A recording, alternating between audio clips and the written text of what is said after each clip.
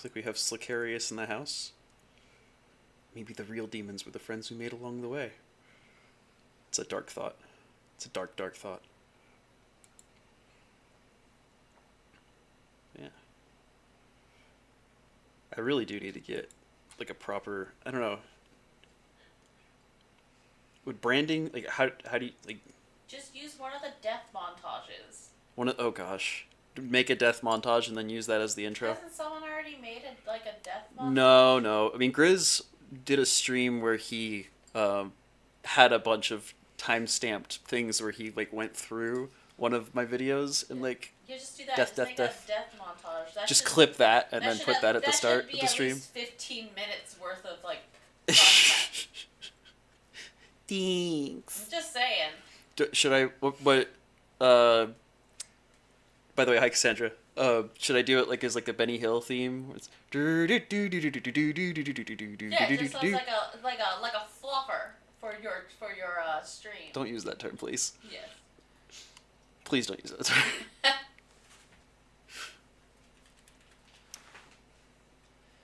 Yeah. I figure it's enough. Enough of a gap there to let people start to come in, so I'll go ahead and get started, and then folks can catch up as we go along. So howdy, Embody. Afriel here. Tonight I want to talk about Hazbin Frieren tension. And I'm probably going to have to explain what those are first, because I don't think that a ton of people have watched either of those shows, much less watched both of them. And so I think that just to make anything of what I'm saying make sense, I'm going to have to do a little bit of explaining, which is probably going to end up being more like half of the length of this. So, for those unaware, Hazbin Hotel is a cartoon centered around the Princess of Hell, Charlie Morningstar, who is the daughter of Lucifer and Lilith. Wait, what's right on this? Oh yeah, no, I probably should have started with that, huh? Oh my god, get out of the way, Drake. Oh lord. Okay. That was a lot of health lost.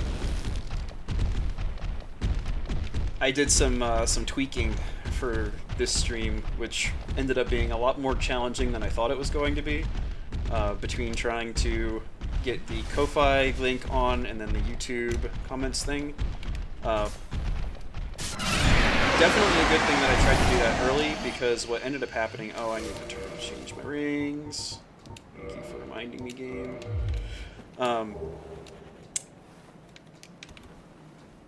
Apparently OBS doesn't undo screen resizes very well.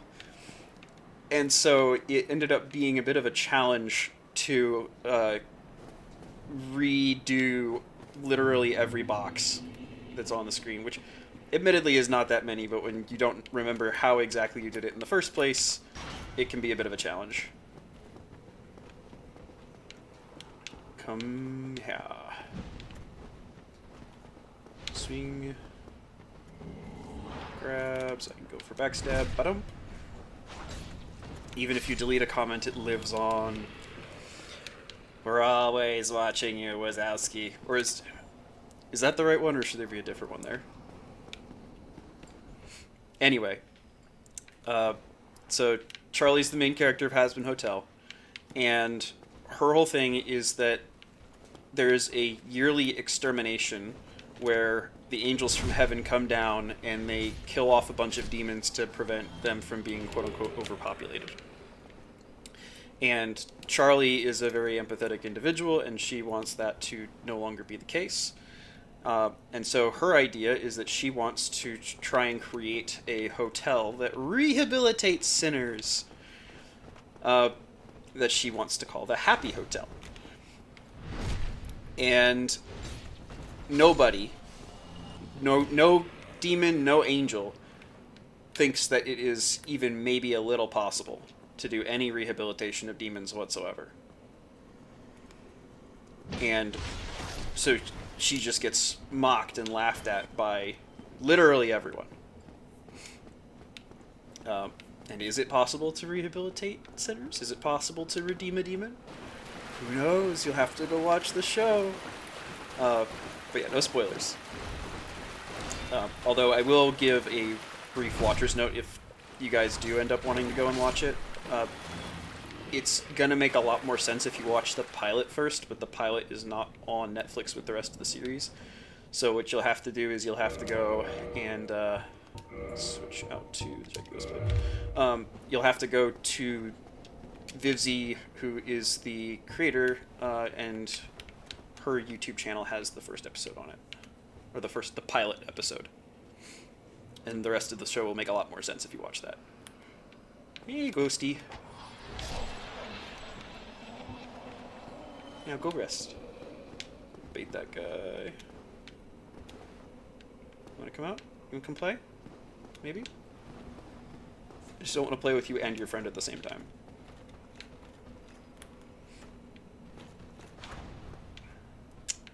So the other show, Frieren for short, the Japanese title is Soso no Frieren.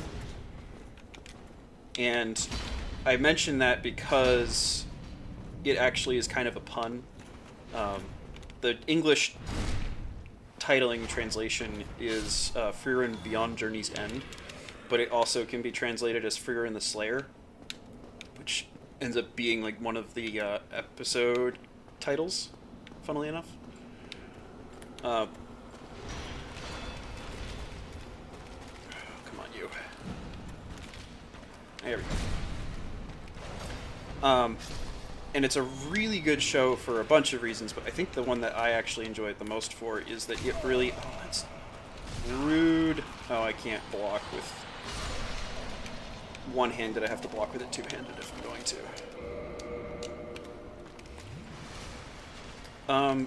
I think the thing that I enjoy it the most for is that it does a really good job of showing the difficulties of somebody having a lifespan that's significantly longer than those around them.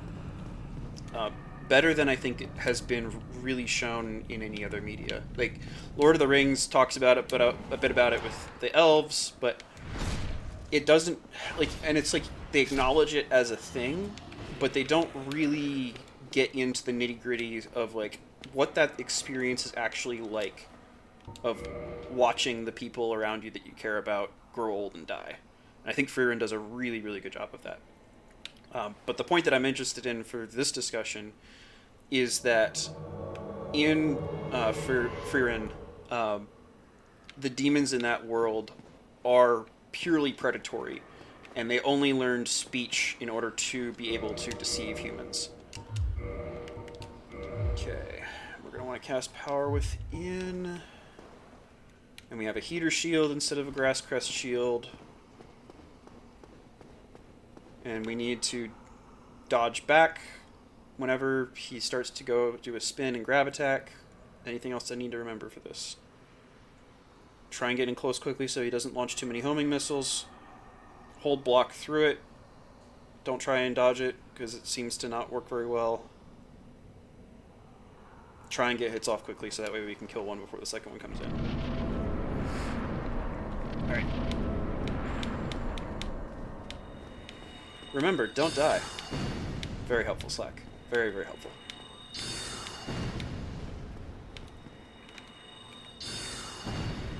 Beatrice, you can come down. You don't have to try and cast from up there. Alright, here we go. Down we go! Into the abyss. Alright. There she is. Hey, Beatrice.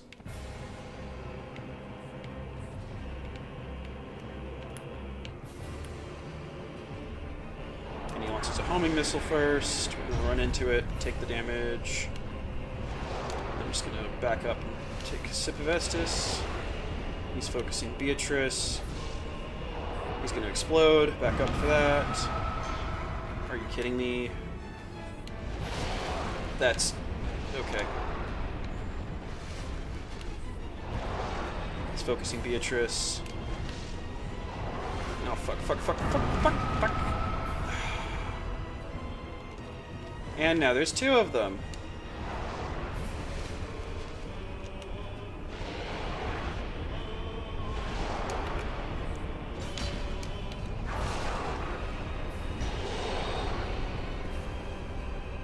Trying to just give Beatrice some room to attack, but I'm also trying to space them between each other so that way I can see what's happening first. Okay, need to back up. Hold target on the one.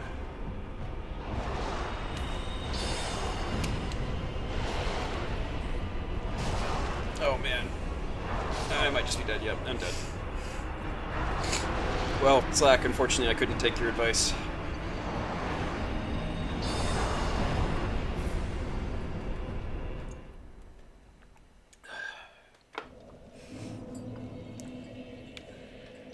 And I do want to do a tangent.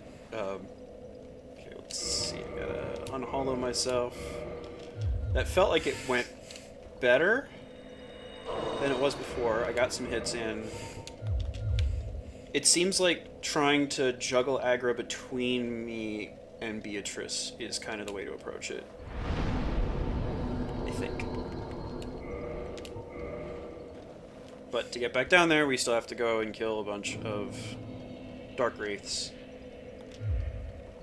Which is definitely not fatiguing at all, and definitely not concerning as far as whether I'm actually going to be able to accomplish this and deliver on the thumbnail by killing Bed of Chaos in this stream as well.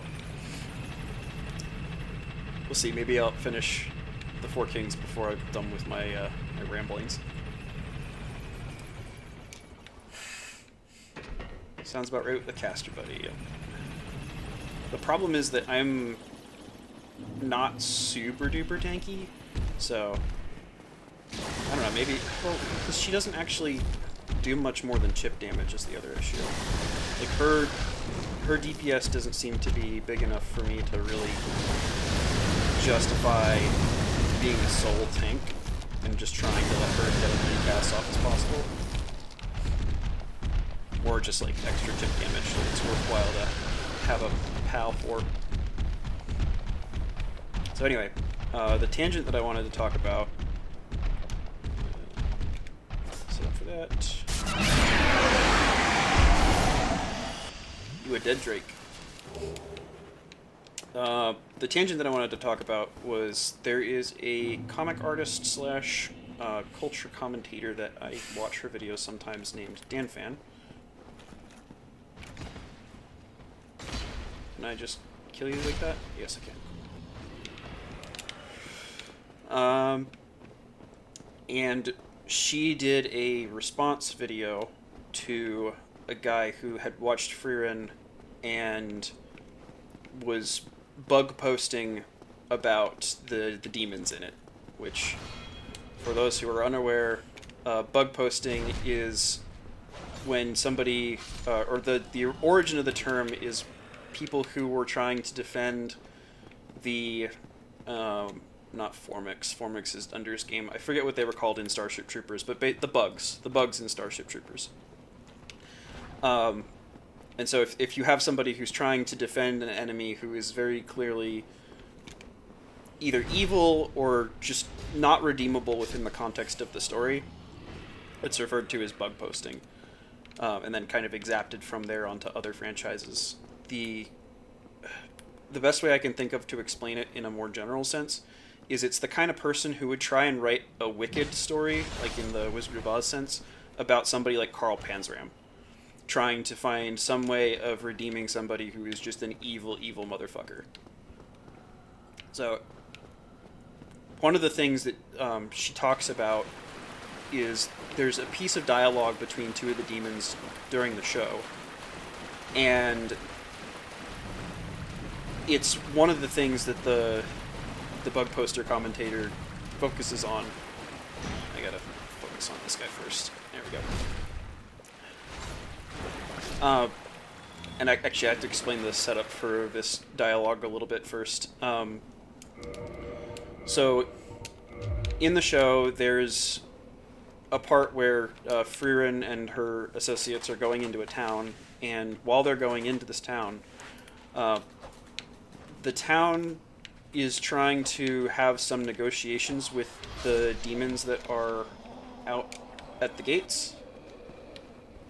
Okay, let me get this guy coming in. There we go.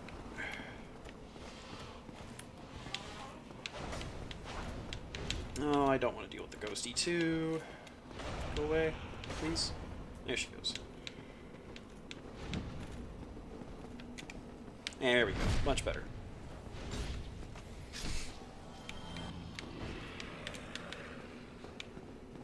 And let me kill this guy before I continue talking.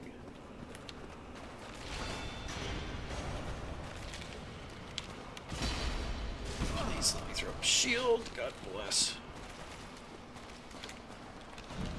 Okay, and not die to the ghost. That was a little close.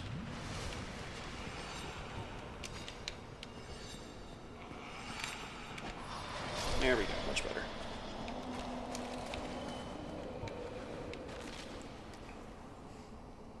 Okay, so the setup for this is that there's a leader of a town, and there's demons at the gates, and the demons are like, we just want to talk, we just want to have diplomacy so that we don't kill both of us. And it's really just a...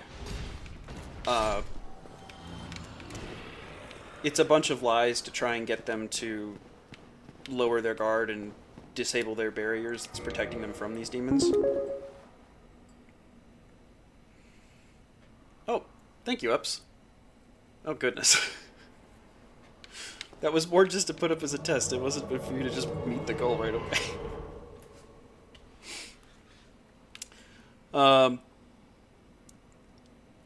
And so as the humans kind of know that the demons are full of shit, and so the leader of this town puts the threat of, like, well, I know that you're just demons, you're just trying to manipulate us, and you're just going to kill us anyway, so I'm just going to kill you here. And does this, like, lead up to that where they're in the room of his dead son, who was killed in the conflict between the humans and the demons. And the demon says back to the human, well, look, dude, my father was also killed in this conflict, so how about we stop having a blood feud and actually, like, come to a peace agreement? There's just one problem with that, which is that demons in this world don't have fathers. Yeah, it's not clear how they reproduce, but they do not actually have parents in the way that, or they don't seem to reproduce in that way where they have any sort of familial loyalty. Right, I'm going to try and get close to see what you do. Did I hit? Oh. That's upsetting.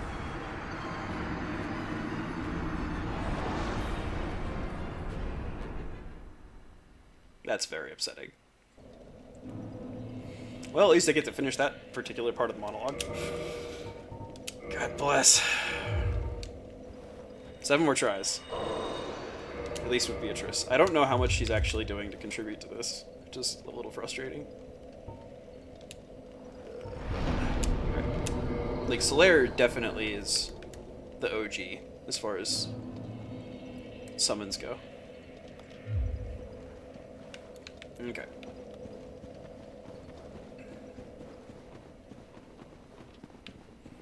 And back down we go. Go kill some more drakes. So later on in that episode, one of the younger demons asks that older demon, "Hey, what does father mean?" Because they don't have fathers. They don't understand or know what that concept is. And the older demon replies with, "Who knows?" And within the context of the story, the explanation is that demons don't actually understand the words that they're saying. They just have learned how to manipulate human beings by making mouth noises. And I don't really buy that, because it seems like they do have some capacity to use language for communication, not just for deception. But, switch there, back up. And drop attack.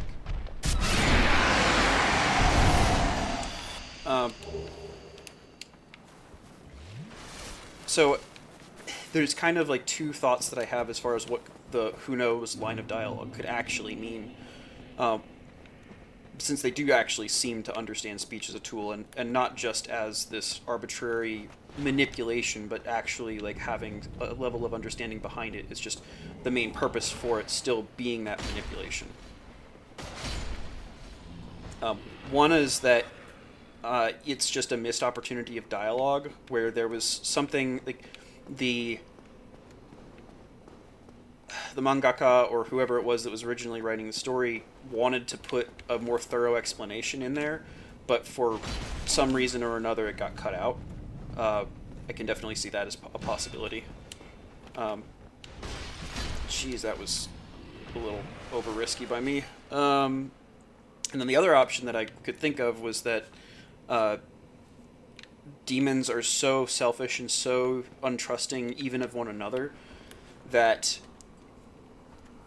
constituted sort of information of like how to better manipulate humans, and he didn't want to give an additional advantage to another demon who would potentially be his competition in the future. And like I don't know if that's the case, but it's one of those like the given explanation doesn't really make sense to me in a way that I buy, and so it's like what other explanations would make sense. I didn't mean to trigger you. You're so much easier when I can just whatever, I guess still get a backstab. But yeah, I think it's much more likely to me that either that was, and even I feel like that's a point that the show could actually flesh out more later, is that because of Frieren's hatred for the demons, she actually is missing the fact that there is a level of understanding that they have. It's not just it is manipulation, but there's understanding behind that manipulation. It's not just making noises to try and drop the guard of whatever it is that they're talking to.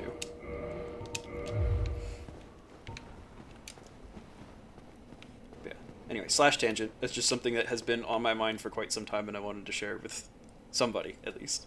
So, Cassandra and Slack, thank you. And Ups as well. I'm assuming that he's quietly in the audience. Oh, I didn't mean to turn around. It's upsetting.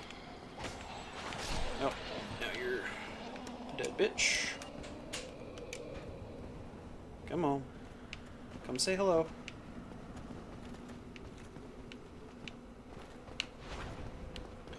And as much as I would love to use these guys for parry practice, I know that that's probably not a smart idea when I'm just trying to kill the 4 kings. So we're going to refrain from doing that.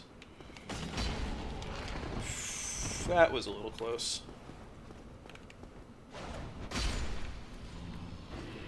I'm trying to go for backstabs, but they're not connecting for some reason.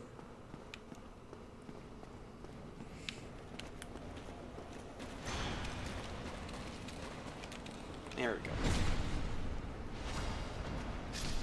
This is the time we see the 3rd king. I can feel it.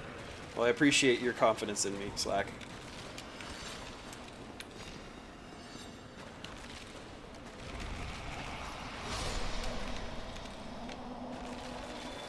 Okay. We got one more of these guys to take care of. Come to Papa. Come on.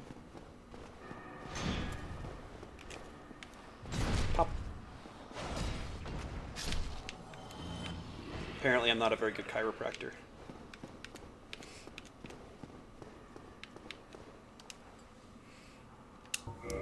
So to get back to the main line of the what I'm thinking about here.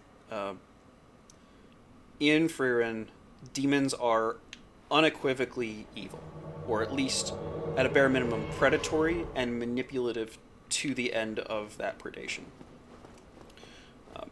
And it's to the point where one demon actually tries to integrate itself into human society, but it ends up eating people anyway, and it realizes that it literally cannot feel empathy in the way that the human beings that it's trying to live with do.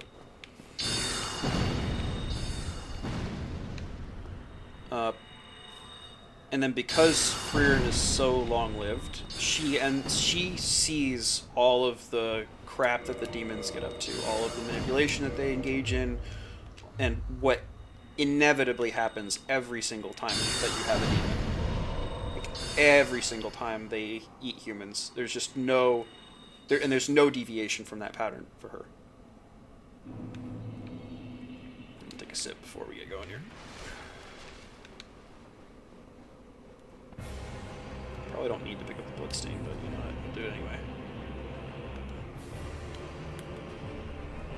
Launches a homing missile. I'm gonna see if I can like dodge out of the way of it. Oh, that's interesting.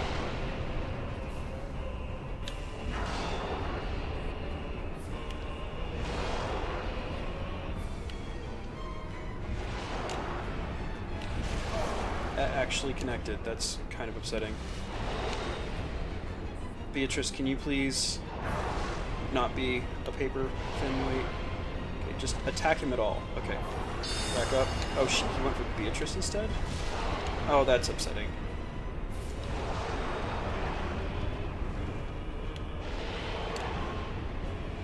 Maybe we'll see a third king, but it'll be because I just took too long and it ended up spawning a third king too.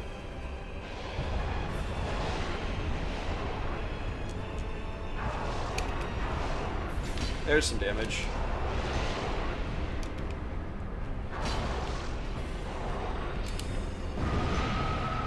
At least I blocked enough. I can drink. Oh, there's a third king. Hooray! Hooray! That was not what I meant to do. My brain betrayed me. Or my hands betrayed me. Get a swing, I can get a swing. And Beatrice is gone. Cool. So now I get to draw all of the aggro.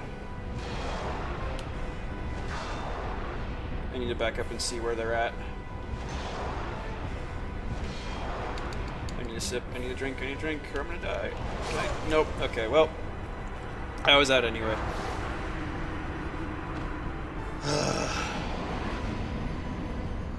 I don't know, Slack. I feel like if humans didn't want to be eaten, then they would find a way to make themselves less tasty.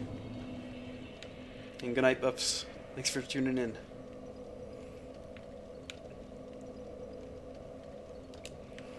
I drank from Estus instead of swinging my sword, which...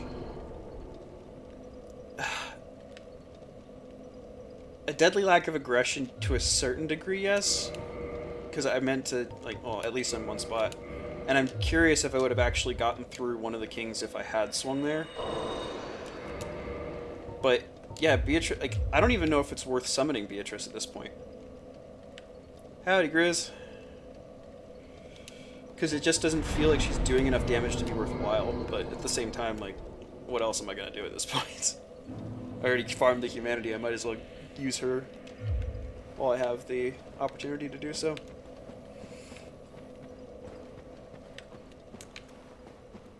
So to finish up the show explanations, Frieren is so long-lived that she sees demons, she knows what they're up to, and for her, every demon is kill on sight.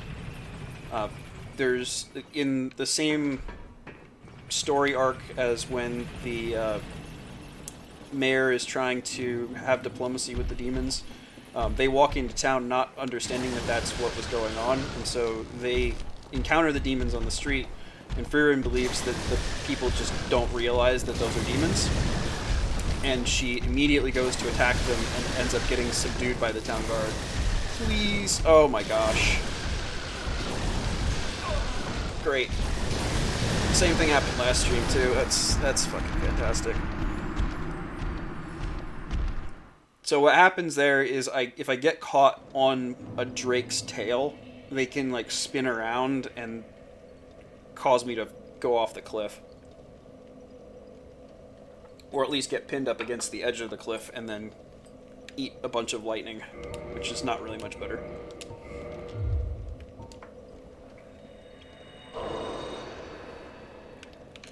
So, that being a relatively long-winded intro, but still I think necessary, Yeah, those are the drakes I drop all the time, but not this time. Not this time. I wanted to explain what the shows were beforehand, and now I'm comfortable getting into what exactly it is that I mean by Hazbin for your intention. So in Hazbin Hotel, in the pilot of it, there is a song called "Inside of Every Demon is a Rainbow." It goes, inside of every demon is a rainbow. Inside every sinner is a shiny smile. Inside of every creepy hatchet-wielding maniac is a jolly, happy, cupcake-loving child. We can turn them round, they'll be heaven-bound. Just a little time down at the Happy Hotel. Which, yes, I'm talking about the gay sex hell hotel again, guys.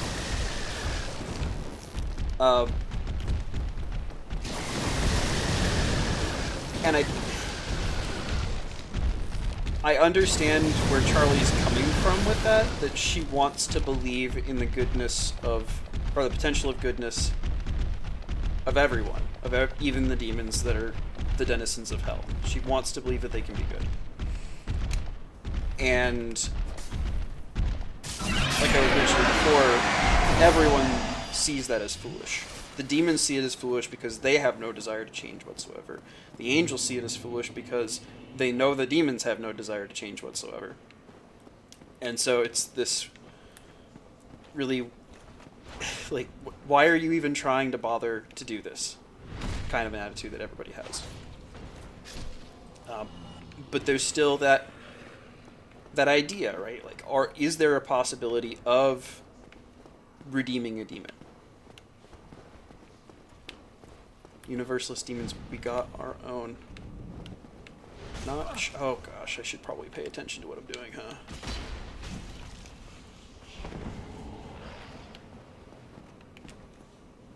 Okay, there we go. And that idea of, like, Charlie trying to redeem even the worst sinners kind of exists in opposition to that idea in Frieren, which is that demons are completely irredeemable no matter what you do, and that you should be killing them on sight, no questions asked, no hesitation. Oh my... I was pulling up the shield, and it was not coming up. Oh, this is going to be a long stream.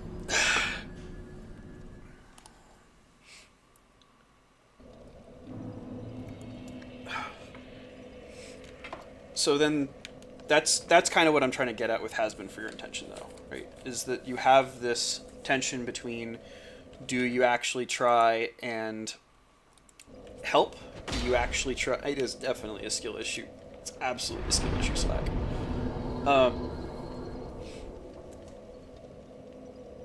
When you encounter something that seems irredeemable, irredeemably evil, do you actually try and help it? Do you actually try and make it so that it is moved at least in the direction of redemption, right? And no, Cassandra, that's not number 1. I don't know what we're at right now. I think I started with like 7 or 8 humanity, so we're probably on number 5. Snowball fights for Jesus.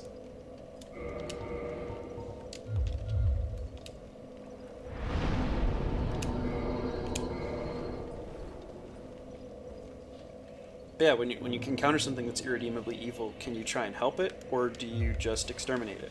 Do you just say, yep, nope, can't, nothing in my power to be able to help it, just get rid of it?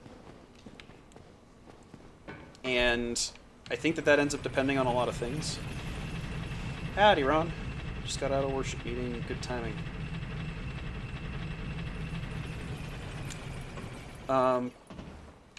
So how qualified are you as an individual to make the determination if somebody is irredeemably evil? And from that perspective, like, how would you even measure redeemability? If somebody has been doing bad things for a while, how do you tell if they are capable of change? What's the... Go around so I don't get caught on my tail again.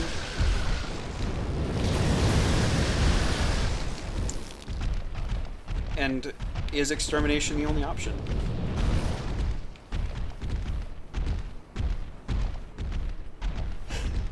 Yeah, chat lag's a bitch.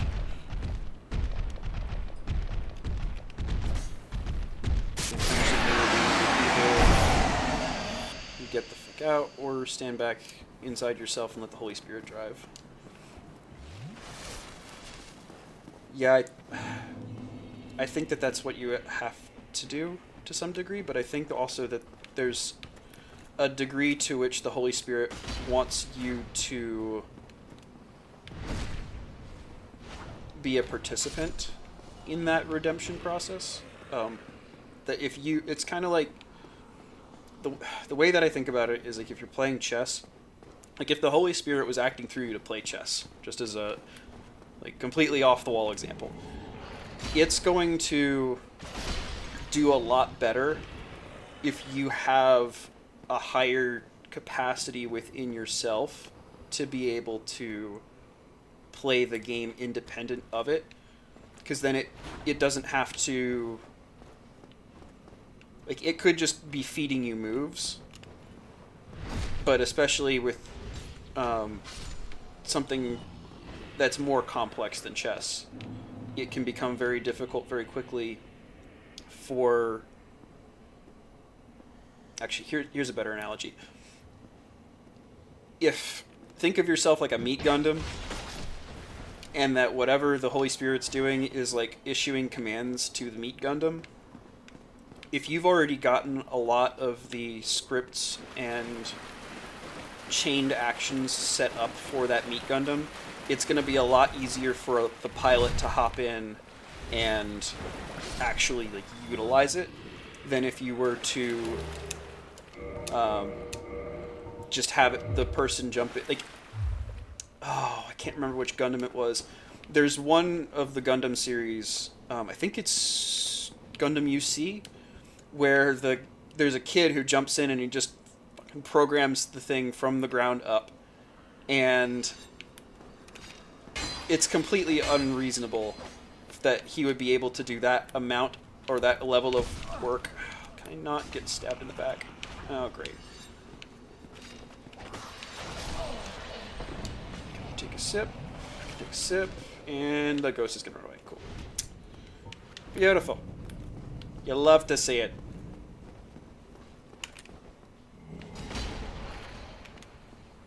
There we go, there's the backstab. But yeah, it's gonna be a lot better and easier for the pilot who's hopping in if you have a bunch of the stuff set up for it already, rather than them having to, from scratch, figure out all of the motor controls and everything else of like, okay, how is like a baby trying to learn to move its arms. It's going to be a lot easier if there was something that was coming in and possessing the baby, which is a really weird thing to say, but I'm just shooting from the hip here. It would be a lot easier for it, and it would be a lot more functional if all of the sort of neuronal connections were already made for it to be able to be functional, rather than whatever's coming in to try and make all those connections in addition to trying to accomplish whatever its goal is.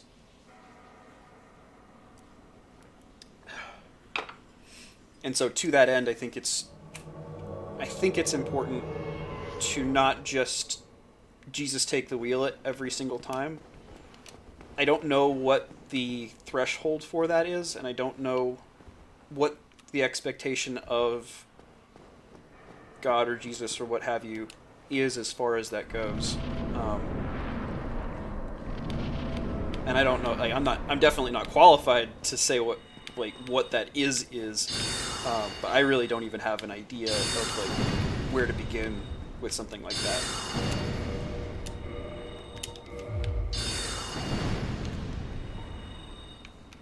And we're going to power up.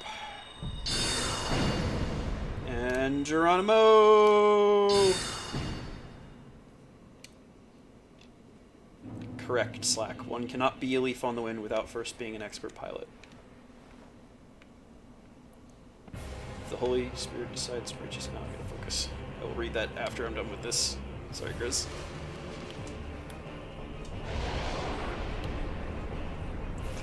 close, and he's going to explode. And I managed to not get hit. That was pretty cool. He's focusing Beatrice. Can you switch targeting to me, Beatrice, please? Please throw something. Homing missile dissipates. Homing missile still chasing me.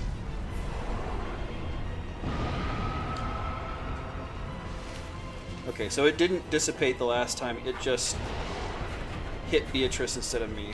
That's good to know. Okay, I'm gonna hit.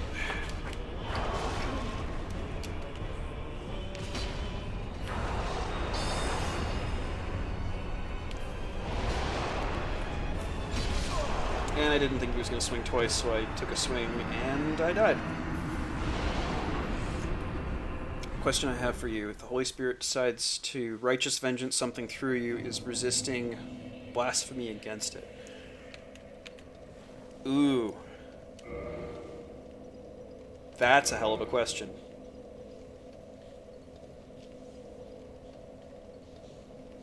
I don't know. I think part of that... So the thing that comes to mind for me with that is this idea of Sublo guy that is in the Law of One raw material. And it's one of those where...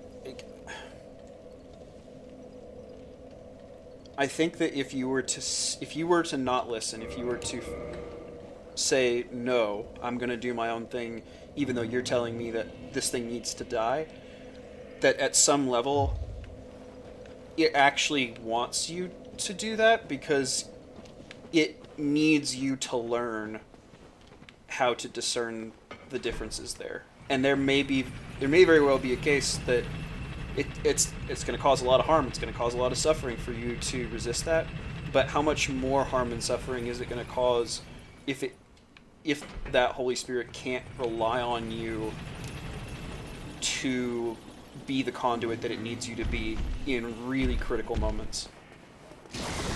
Like it needs and wants you to learn that you shouldn't be resisting it. You shouldn't be trying to save the demons in the cases where it's telling you, no, this just trust me on this one. It's not going to work.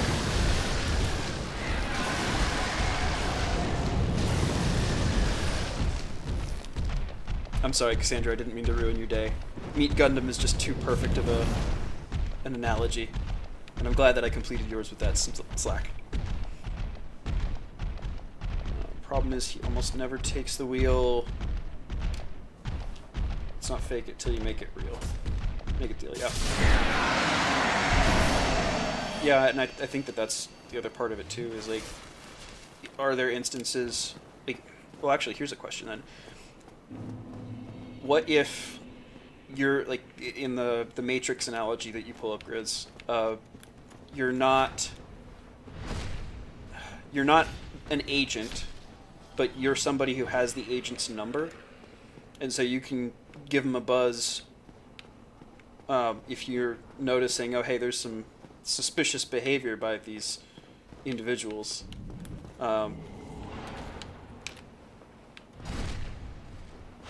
And then they can come and they can give advice on what it is that they want or need you to do, and you can take it or leave it, and then you deal with the consequences of whatever it is. And it might very well be blasphemous, but again, I get the sense that they want, the Elohim or what have you, want low cost or low impact blasphemy within this range of life, that they want you to learn the lessons and learn the things that you need to now, rather than getting into a position where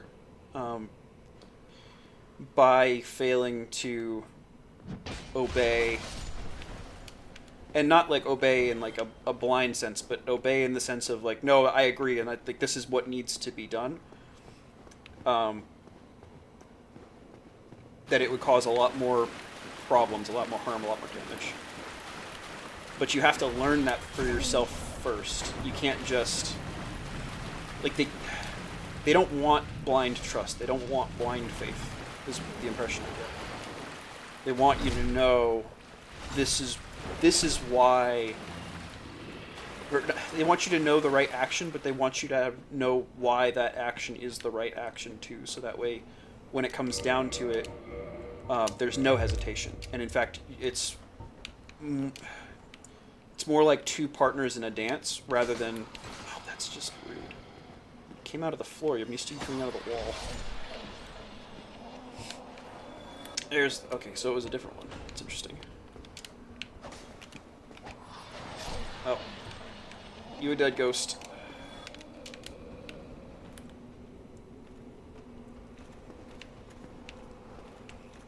Chris Howard, vengeance isn't my job.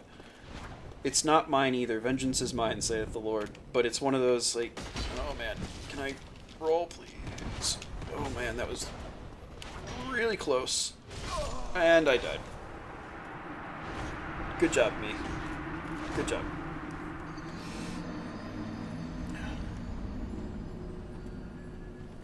Go from Gundam to Jaeger. I'm about to be solo Gundaming here in a minute. Let's see. Got 2 more tries. Hopefully I'll be able to get to the boss on both of them. That would be nice.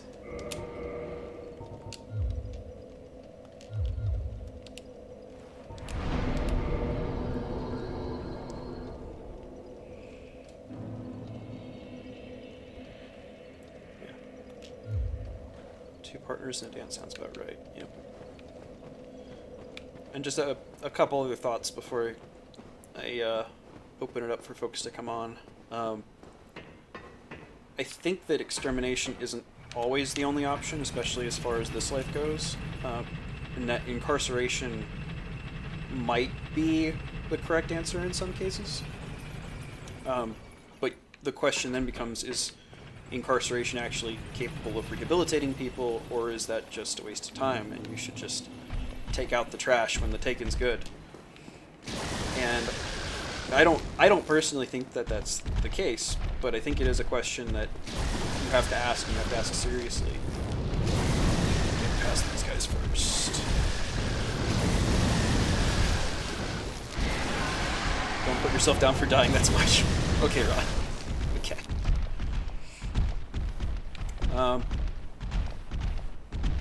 So the thing with incarceration, one of the really important parts of it is that it gives kind of time for the tea to cool. Okay, I see 3. I'm just gonna go for it. Hopefully the other one just jumped off the cliff. Oh yeah, I did, because I see the 1,000 souls in the bottom.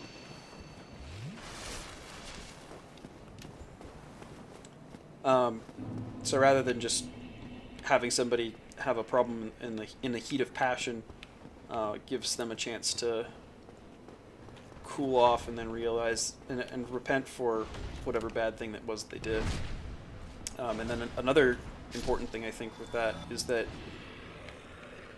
if you were to just have that kill on sight mentality for everything, or at least for crimes of a certain degree, then what you're going to end up having happen is criminals will just want to go down in a blaze of glory, because the attitude's going to end up being, well, if I'm dead anyway, I might as well take as many of these cop pigs down with me as I can. And I don't think that's something that anybody really wants. And I think that kind of touches on another idea, which is that this sort of thing plays out in repeated games as well.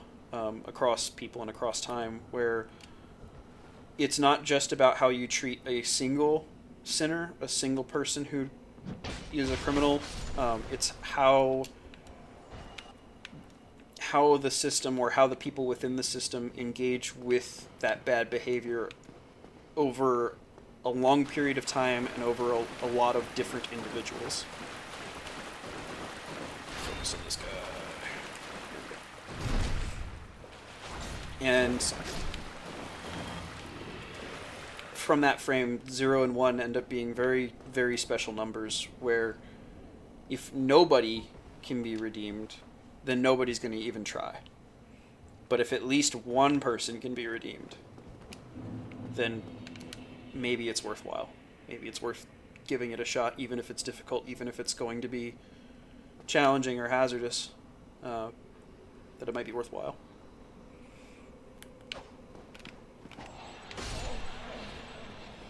And I think at the end of the day, you have to leave open some room for redemption. But that redemption is always going to take time. Like, it's not something... There might be a moment in which there is an incredibly powerful experience that somebody has that brings them along the road to that redemption. But the actual process of becoming a redeemed person takes a lot of time. And stop looking at your script and focus on the game.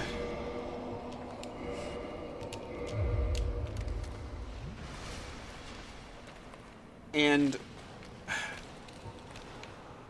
there's a certain kind of love that you need for redemption to work. I don't think it makes sense to pour water into a bucket that has holes in the bottom of it.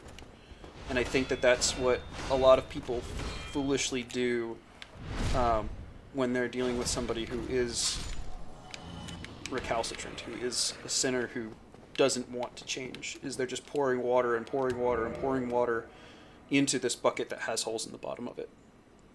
And the way to properly love somebody like that is to plug those holes first, not to just keep pouring water in. And that takes... It takes a level of skill, it takes a level of understanding to be able to accomplish that. It's not something that you can just do through sheer willpower or sheer desire, I don't think. I think that there's a level of understanding that you have to achieve in order for that to actually work. And in the moment of, like, if you catch somebody doing a criminal act, or you're defending yourself or you're defending your family, I don't think you can afford to have compassion in that moment. That's hard for me to say, but I think that is the case. You have to stop whatever that threat is to your life or your family or whatever other part of your life.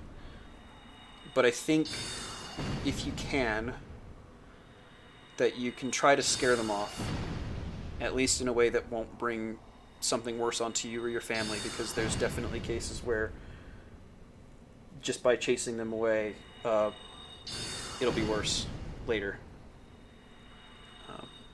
And the last point that I want to make with that is that it seems to me that the more evil has to interact with itself, the more likely that it seems to try to turn to good. And what I mean with that is...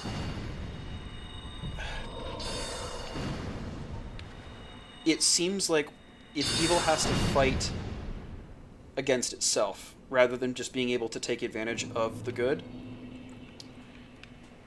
it either turns its focus in on itself in a way that ends up causing it to be redeemable, or... oh, fucking homing missile.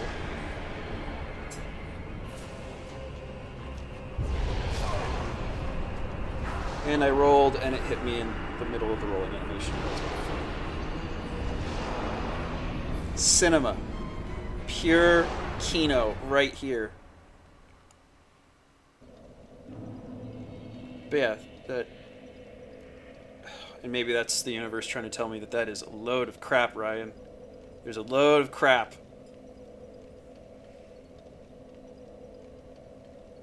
I don't think it is. Maybe it is. I don't know. That when evil has to interact with itself enough, that it eventually learns that it's not so great, and that maybe there's a better way of doing things than continuing down that path. Or maybe it just pulls them further down. I don't know. I'm just some guy on the internet playing Dark Souls with a wizard hat on. How much can you really trust me at the end of the day, you know? Alright, I'm gonna hop into Discord. If anybody wants to come and join me on the gaming couch, you are welcome to say hello. And let me share my screen too, so that way you can see what's going on live.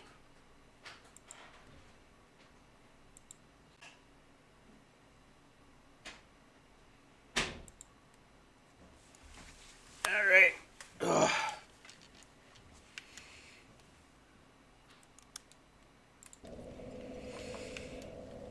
And then the other end, if nothing is redeemed or if just one isn't. Yeah. Yep. Alright. I think this is the last try with humanity, so maybe we'll get this one. Actually, on that note, maybe time for a bio. Yeah. Yeah, let's do that. Alright, reverse hollowing. And then I will be right back, ladies and gentlemen. I probably should pull myself out of Discord, so that way nobody comes on and starts doing naughty things on my stream. So, mute and deafen. And then I'll mute myself so that y'all don't hear me going potty.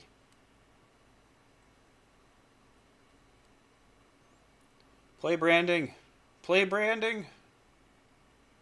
I don't have branding yet. I don't have branding set up just yet. Alright, be right back.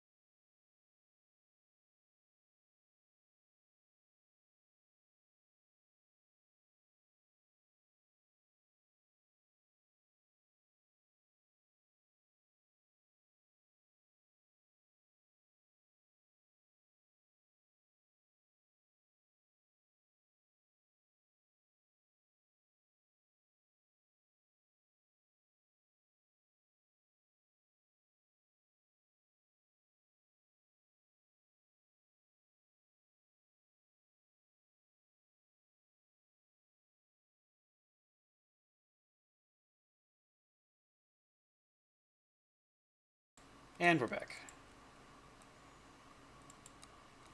And we're back on Discord. There we go. I don't know, Slack. What kind of Dave would do that to a man? I don't think this show has the budget for that many N-word passes, just saying. Ron hums the girl from Ipanema. I don't think I know that one. I have to look up later.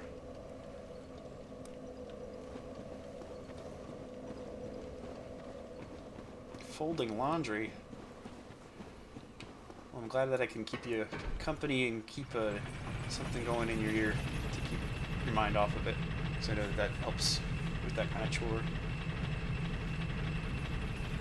Chris is the folder. He is the one who folds.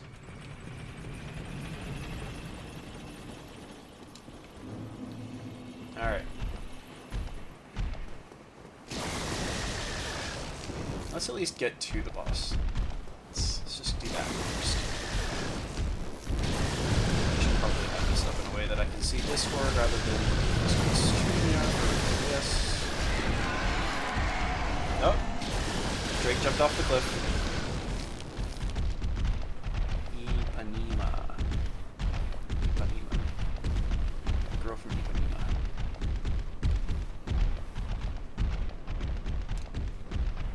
There we go.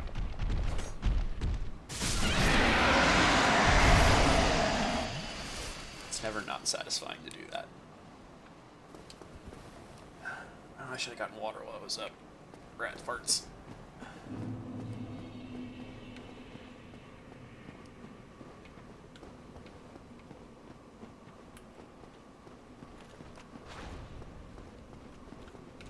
There we go.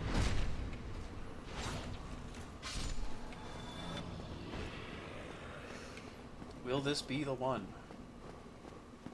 Or will Half-Real continue dying over and over to the Four Kings.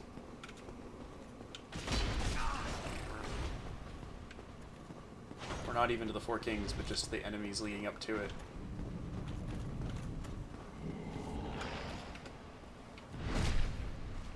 Streams are great for house chores, indeed.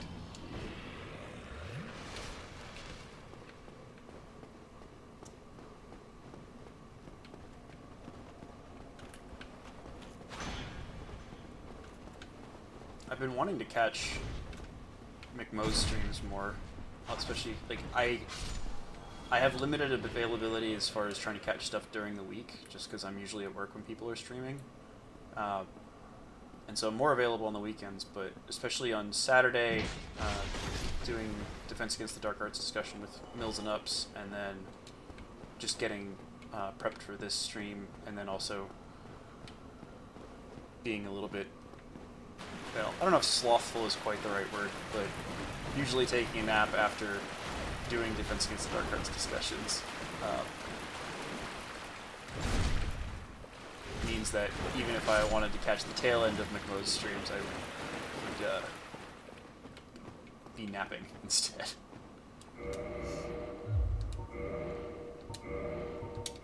Because I have very much enjoyed them when I have caught them. It's good, good background noise, and then also lots of good discussion that comes when people come on.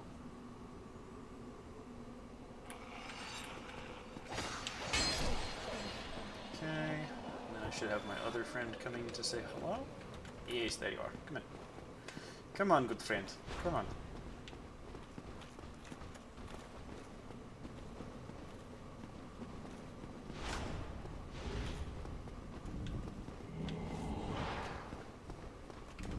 There we go.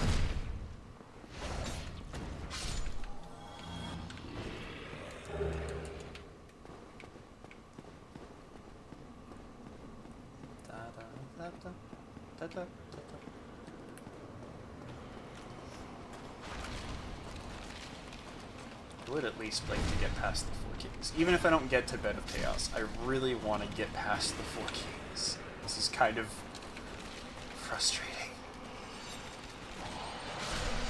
If this ends up being another Ornstein and Smo issue.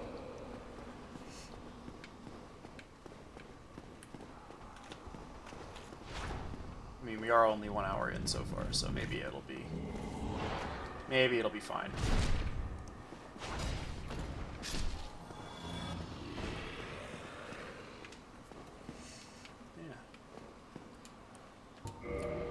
I hope the Hazbin Frieren stuff was at least somewhat insightful. It's been something that's been bouncing around in my head for quite a long time. In large part because one of the things, and I've commented about this to a couple of people more privately, but I have to believe in the possibility of redemption for others if I want to believe in the possibility of redemption for myself. And so that idea of redemption is something that has been very, very much on my mind for a long time. And I feel like it's helpful with these kinds of discussions to have popular media to reference, to say, hey, like, this is kind of what I'm pointing to when I'm talking about this. There seems to be a way in which that really helps create a shared understanding. I did not mean to fall into that. There we go. Down we go. Beatrice, why did you just... Okay, well...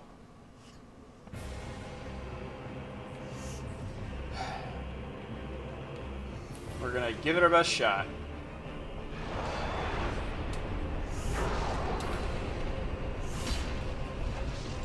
Now, roll back. Ah, I did not roll back fast enough. I should have only taken one swing. Do I die from that? Yeah, I die from that. Beautiful. Oh, she's actually doing some decent damage.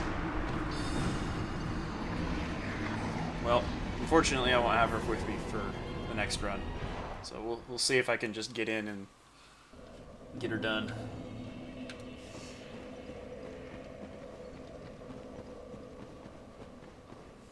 Oh, yeah, let me pull up Discord so I can see if somebody does come in.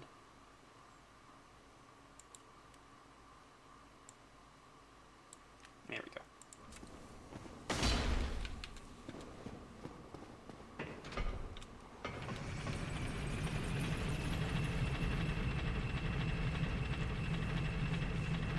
Remember that time I one-shot this boss? The other thing that it might have been, I think that the Four Kings are weak to occult damage specifically. So if you had a weapon that had the occult modifier, that might have been what it was. And I might end up having to do that at some point here, but I don't know. I'll give it another 30 minutes or so before I try and modify the approach that I'm taking. Because we're getting about, what, one fight every... Oh, Lord. Am I just going to die to lightning on the ladder? Surprisingly, no. That's a relief. Good old-fashioned Zwei and 100% physical shield sometimes. Okay. Well, I did change the setup to that, at least. I stopped using the grass crest and started putting on the heater shield. So, at least I got that going for me.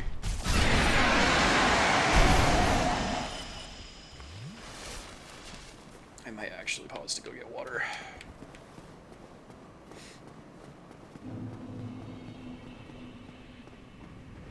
We'll get through this part first, and then we'll do it.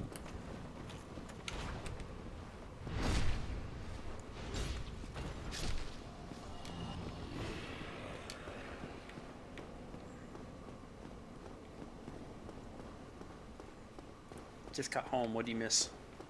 You missed everything, Ron. You missed everything. No, I was talking about redemption versus extermination as far as interacting with demons, but also humans of demonic seeming tendencies. People like Karl Panzerem as an example.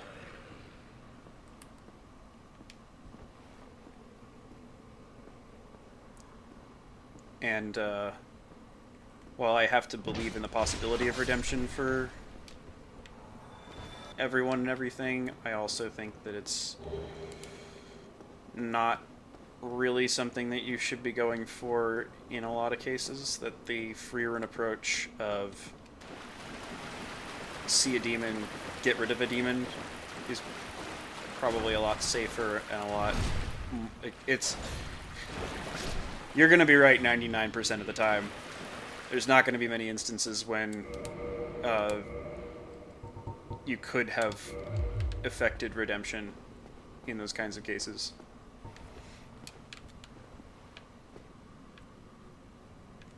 Come on, Ghosty. Come say hello. Hello? Do you want to come out of the wall and say hi? Or are you just going to be... Oh, there you are. That was a weird kind of animation lock. There we go.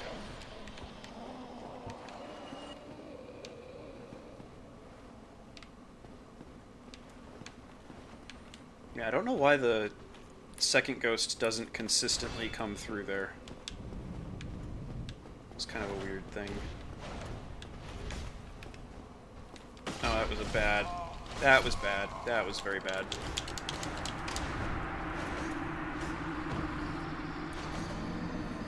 Demons don't want to be redeemed. I generally agree with that. The issue that I see is... I think that there is a point at which a demon might want to be and not see a path forward, and will just continue driving itself deeper and deeper down if there's no avenue for it to come back up again. Oh, I wanted to go over. Yeah, 1 second. Be right back.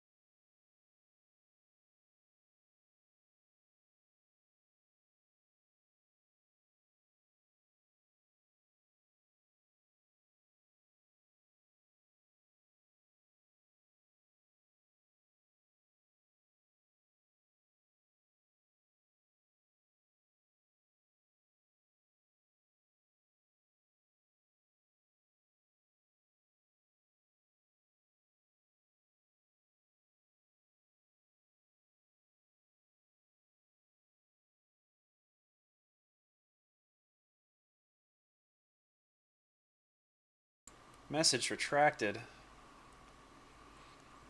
I wasn't even here to see it. That's upsetting. Oh. Howdy, Ron. Dude. There we go. Excellent. How's it going? My spiritual Ben Kenobi. All right, let me get my... Okay, Houston, can you hear me? I can hear you now. Excellent. It's funny that you're... So, before I start my thing, so I did hear you on the way home. I just couldn't text and drive. That's... Yes, so, good. Yeah, I mean, I think I liked what you were saying. Okay. It was... I have one story from an Orthodox priest about a redemption of a demon. Mm-hmm. And it's his father, Stephen D. Young, or Father Damick, one of the two from Lord of Spirits podcast. Mm-hmm. And he said this story like very tentatively, but basically there was a priest, Orthodox, and there's a demon, and they're hanging out, and the demon's being all demonic, whatnot. Mm-hmm. And the short of the story is the priest allowed the demon to inhabit him, and I don't know if he did communion or confession and communion. Mm-hmm. And so there's this story. It's like an apocryphal story in the, so of a demon being redeemed. Mm-hmm. But even when he said it with, no, I don't know if this is really what I, but it would make a good, yeah. So that's, but from the Catholic perspective, mm-hmm. and Protestant, probably even Orthodox, pretty much demons like who they are. Yep. They got no problems with it, with their choices. They weren't deceived. They just said, "Nah, I'm not in. I'm good." Mm-hmm. Well, and I think that is generally the case. I don't think that there's many cases. What's up? Mm-hmm. Well, it's an interesting subject you bring out, at least the way you're presenting it. So, what are you musing on? Musing on the tension that I see between the two. I'm gonna see what's this way. Actually, is there anything? No, it's just a drop. Because there's the two shows that I was referencing, Hazbin Hotel and Frieren Journey's End, have two mm-hmm. radically different approaches to how to deal with demons, even if the actual character of demons isn't terribly different. Because in Hazbin Hotel, like, pretty much all the demons are just evil. Like, no real chance of redemption. It's kind of a limited subsection of that population that even has a chance of aiming towards redemption. Because most of them, like you said, they are more than happy to continue just being degenerate, being evil in their own ways. And yeah, it's just you're not going to help them no matter what you do. Mm-hmm. But the thing that bugs me, and in large part just because of my own personal experiences in life, is like I've done some messed up stuff to people. It's like, can I be redeemed? Right? Is it possible for me to? Yeah, but you're not an angel or a demon. But it seems likely to me that I don't. So one of the ideas also that has been in my head is from. Have you ever watched the show Supernatural? And no, but can you finish the? Unless you need to, I'm like, dude. There's a small part of the explanation that I need to give there, which is okay. Okay. It's something that has colonized my consciousness, Congress. There's this idea in Supernatural where there are a lot of demons that are sort of primordial, that they existed before human beings did. But a lot of the demons are human beings who went to hell and then turned even more bent from there. Oh, okay. Okay. And that's kind Right. of the idea that I have in my mind, is that demon isn't necessarily something that is like a type of being, that it's actually more describing an orientation, and that there's a whole bunch of different beings that can become demonic, whether those be human or uh, angelic in the case of something like Lucifer. That it's more about what's your orientation towards being, what's your orientation towards God, and then it doesn't really matter what you start out as, that there's a whole range of things that can become demonic. I it almost sounds Great. like a metaphor for humanity. Is that You know, is that the universe trying to tell me that that's not the case? Is that what that is? Or that I'm being punished for I speaking think things that I shouldn't be spoken? no, no, well, no. Here's the thing: you're not being put. No, there's a difference. Okay. You're musing. You Okay. know, like if you were okay, if you were stubborn about it, Mm-hmm. then you might be calling. You know, you'd be reaping and sowing. Yeah. Like if you're gonna, if you, so you're not stubborn. There's a Cool. difference. It's almost like scientific method. Like I have I have a an hypothesis. I'm idea. trying to test it. Yeah, Yeah. and yeah. So that's different. That's, I guess, reasoning. Okay. So you just, what do you think I would say that would shoot this down? Ooh, that's a good question. I It'll be simple then. Okay, then I don't know, because the thought that I was going to have was No, it's going to be go, based off go of for it. your experiences encountering Good. things when you were in. Oh, that's true. Listen, you know what? I just, I got to amend that. Okay, Okay. I think it would be simple, but go for it.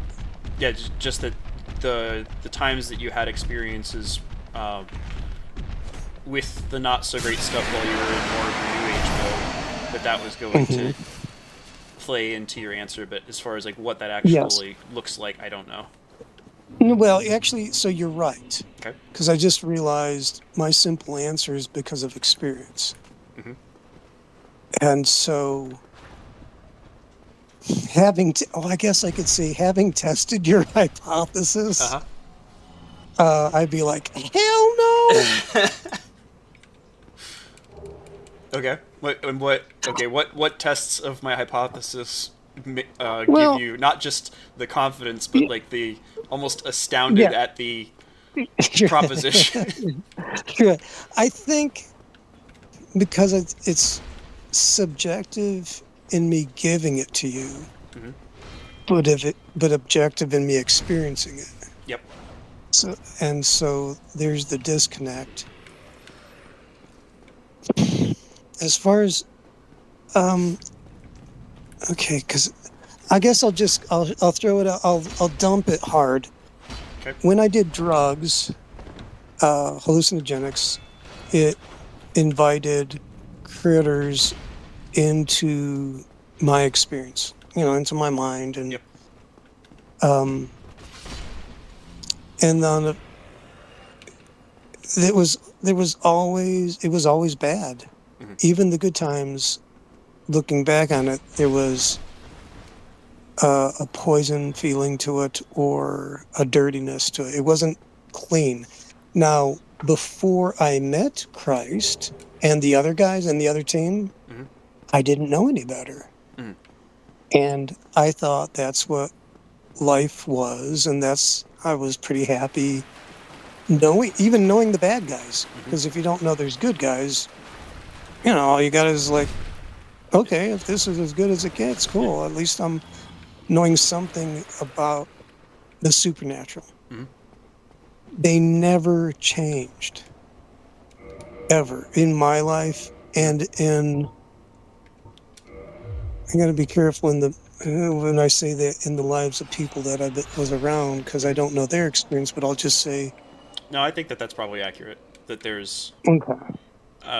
very, very vanishingly few cases in which there's actually a possibility of redemption. Like I do believe that. Mhm. It's more of the question of if you if you never leave the opening open, right? If you're always approaching it like Frieren and you are just kill on sight, do not interact, just immediately remove. Is that, well, first off, is that going to affect things where they become even more dangerous as a consequence of it? Sure, absolutely. Okay. Jesus would be your best example because he was the best at shooting them down. So the best went after him. But then you're evenly matched, or at least, yeah. I mean, it's like if you're the biggest guy on the team, the opposing side has to bring their biggest guns out against you. So I'd have to say, yeah. Kind of like an enforcer in ice skating or in ice hockey. Yeah. Well, okay. So before I interrupt, so let's just say yes, you're right. But there's also a happy ending and a happy reason to do that. The happy, because should I say it, or are you willing to tease that out? The reason you want me to tease it out, or do you want to? No, I mean, because I don't like, if I just blab my stuff, then I'm just blabbing my stuff. But if you I'm interested in what you're thinking and what you think, because it's like you're in a maze or a labyrinth or doing an experiment. I think I have an answer. If I give it to you, you're like, okay, appreciate it. But if you do the math and come up with the same answer, then you understand. So. And it's more likely that I'll actually buy it in the future too. Yeah, exactly. Because Oh, he actually killed a king. Holy crud. Okay. So you're killing demons on sight, and the bigger batterness is coming at you. Yep. It's going to happen. Absolutely. What's the upside to that? What's the upside to that? Need to back up and heal first. So what's the upside to that? And I might need to give you some clues. All right, if you're always dealing with big, bad batter, what defeats big, bad batter? The really good stuff. Okay. That was a mistake. What do you think I can live through it? Can I kill? Yes, I can kill. Holy crud.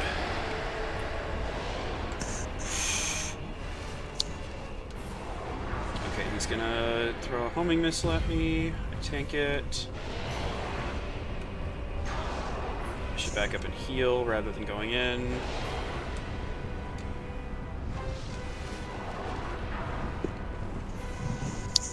Oh my gosh, I can't believe I dodged that. Okay, tank. Sorry. Really focusing here. Okay.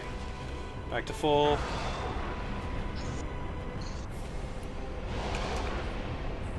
One swing, back up. Reevaluate. What are you doing? Swing overhead. Get hit. Oh, I missed this. Okay, got another one in. Why is he tankier? Okay, that's another one down. Oh, it's because my power within ran out.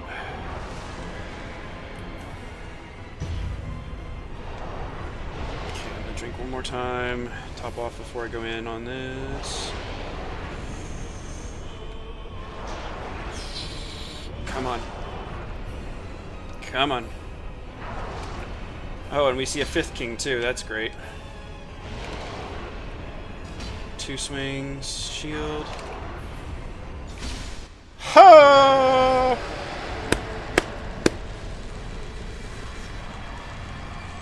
Okay. Now, what were we talking about that brought that on? Oh, well, we were talking about redemption of demons, and the question was, should you shoot on sight? Yep. Because if you keep shooting them, you get bigger and badder demons coming at you. And I said, absolutely go for it. Because when you get bigger and badder demons, that's, well, you're not, you don't want to do it in a way where you are basically goading God into helping you. Right. But Correct. But right. if you're willing to take on harder and harder challenges, then then that improves. Well, but you're not doing it for the sake of your own improvement. Like no, you're not but trying to. No. But here, go down the same. Finish this thought. Okay. If you're willing to deal with bigger, badder demons on behalf of God, what does that mean for you? And it's not being mercenary, but there is a benefit. Well, it means that you are actually achieving a level of spiritual development, that you are actually becoming the kind of person or entity that God ultimately wants you to be. At least that's what I see, what I feel. Okay. Well, that means, okay, and who is the only one that defeats Satan? It's in the Bible, the one who defeated him single-handedly. Well, I want to say Michael, but... No, it starts with a J. Mankind. Okay, Jesus. Okay, yeah. So if you're dealing with bigger and badder critters, and the only one who really defeats him is Jesus, but you get to be his ambassador, then who are you looking more like as you deal with bigger and badder critters? Becoming more like Jesus, becoming closer to him. Yeah. How's that sound? It sounds pretty good. It's just one of those questions to me of, like, what's your motivation for wanting that? Because I can see it very easily going into that sort of, like, and not like as a general thing, but like... I'm setting up the condition as already as you're not looking to go picking a fight. It's just the fight's coming to you like a football game. Well, and you're not the quarterback, but the quarterback gave you the ball on purpose. Well, and it's not that you're trying to be Jesus. It's not that you're trying to supplant or overtake him. It's that you see him, you see what he does, and you say, I like that, and I want to help things move in that direction too. That's okay. I'm aligned with you, Jesus, not just that I want to follow you because you're the biggest swinging Richard in the locker room, but that you're actually trying to do something with reality that I see and that I want to go along with too, because I see what you're doing, I see the consequences that it's having, and I want to be a part of that. I want to participate in that. I want to help in that project. Is that what it actually means to be a Christian? Okay, dude, I got news for you. That's where the plane lands. You might want to write that down in your brain. Oh man. In my opinion, and to be honest with you, you and so many, and me and all of us, that's the gig. And I'll give you my opinion on our motivation. It's the opposite of trying to be the biggest swinging Richard in the room. It's actually because we're drawn by his love. Because when the bigger, better critters show up, he's got power and we get to participate in it, but actually it's only perfect love that casts out fear. It's only light that casts out darkness. It's not power. Like Satan has power. He has power of death, hell, and the grave. Well, and I think that there is darkness has the capacity to attack and cast out some darkness. Like that's one. Like that's why it becomes so appealing to so many people. I think is that they see the power of darkness to overwhelm and subjugate other darkness. Well, I think that's okay. It's not the right way. Maybe on the outside, that's what it looks like. But actually, if you fight fire with fire, all you get is a bunch of burnt stuff. Yep. Well, and that's Okay. that's the unspoken end of that story, because there's a lot of people who. Hang on, I gotta think. Where do I go from here? I'm trying to go down to the bottom. That's through the Valley of the Drakes. That's okay. Back on track. Like that's kind of the unspoken end state that the devil doesn't tell you about. Correct. Okay. It Right. doesn't Yeah. matter how much power you acquire through the darkness. That Mhm. at the end of it, the more it's this Chinese finger trap sort of a thing where Right. the further in you get, the more power you acquire in that Mhm. way, the more indebted you become to additional self-sacrifice over time. And Right. it's a never-ending cycle where in order to continue staying one or two steps ahead of whatever it is, you have to continue harming yourself, or you have to continue down that path further and further until, like, hang on, let me back up for a second. Because there's, and but also, Slack timed it 2 times how I killed the kings, and then AFK on headphones in the kitchen cooking. Okay. So you have, in my understanding, these sort of like two parts of this. I lost my train of thought. Hang on. Here, we can pick it up. So I was talking about not just demons, but like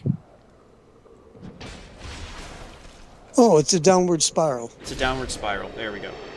Okay. Oh, I need to switch to the wolf ring. It's a downward spiral, and it doesn't matter. Okay, so let's say you come in as a peon of darkness, right? And Right, the darkness right. teaches you, okay, if you want to become more powerful, then you have to make these weird sacrifices of yourself. You have to let us abuse you. You have to let us do these bad things to you, and then by doing that we will be granting you power to be able to have dominion and domination over these other entities, these other things within the hierarchy. And Are the we more you talking do about that, the more you gain that power. Right. Are we talking about people and demons, or just demons with demons? People and demons. People with people with demons, No, demons that's with fine. demons. No, that works, because that's actually, I think, let's just go with that's actually how the world works. Yep. Okay. So So, you have that kind of a setup where if you are at the lowest rungs, that's what you are kind of baited into things with, is this promise of, if you just submit to us, submit to our wills, then we will make you powerful in ways that you could never oh my imagine. gosh, it's an inverted Amway scam. An inverted Amway scam? I'm not familiar with Amway scam. Oh, it's like a Ponzi scheme. Oh, yeah. Like, It's oh absolutely gosh, a Ponzi scheme. and it's invert. Oh my gosh. Yep. All right, sorry. Nope, you're good. That is perfect. I appreciate you giving the... That's a really good mimetic encapsulation of it. That it is a spiritual Ponzi scheme. That's perfect. Okay. So we got the. But here's the thing. Even if you are able to get off the ground of that Ponzi scheme, you're able to become middle management or even like upper level management. Right. Right. The thing that ends up happening is you you are constantly dealing with the threat of your underlings trying to Right. take you out.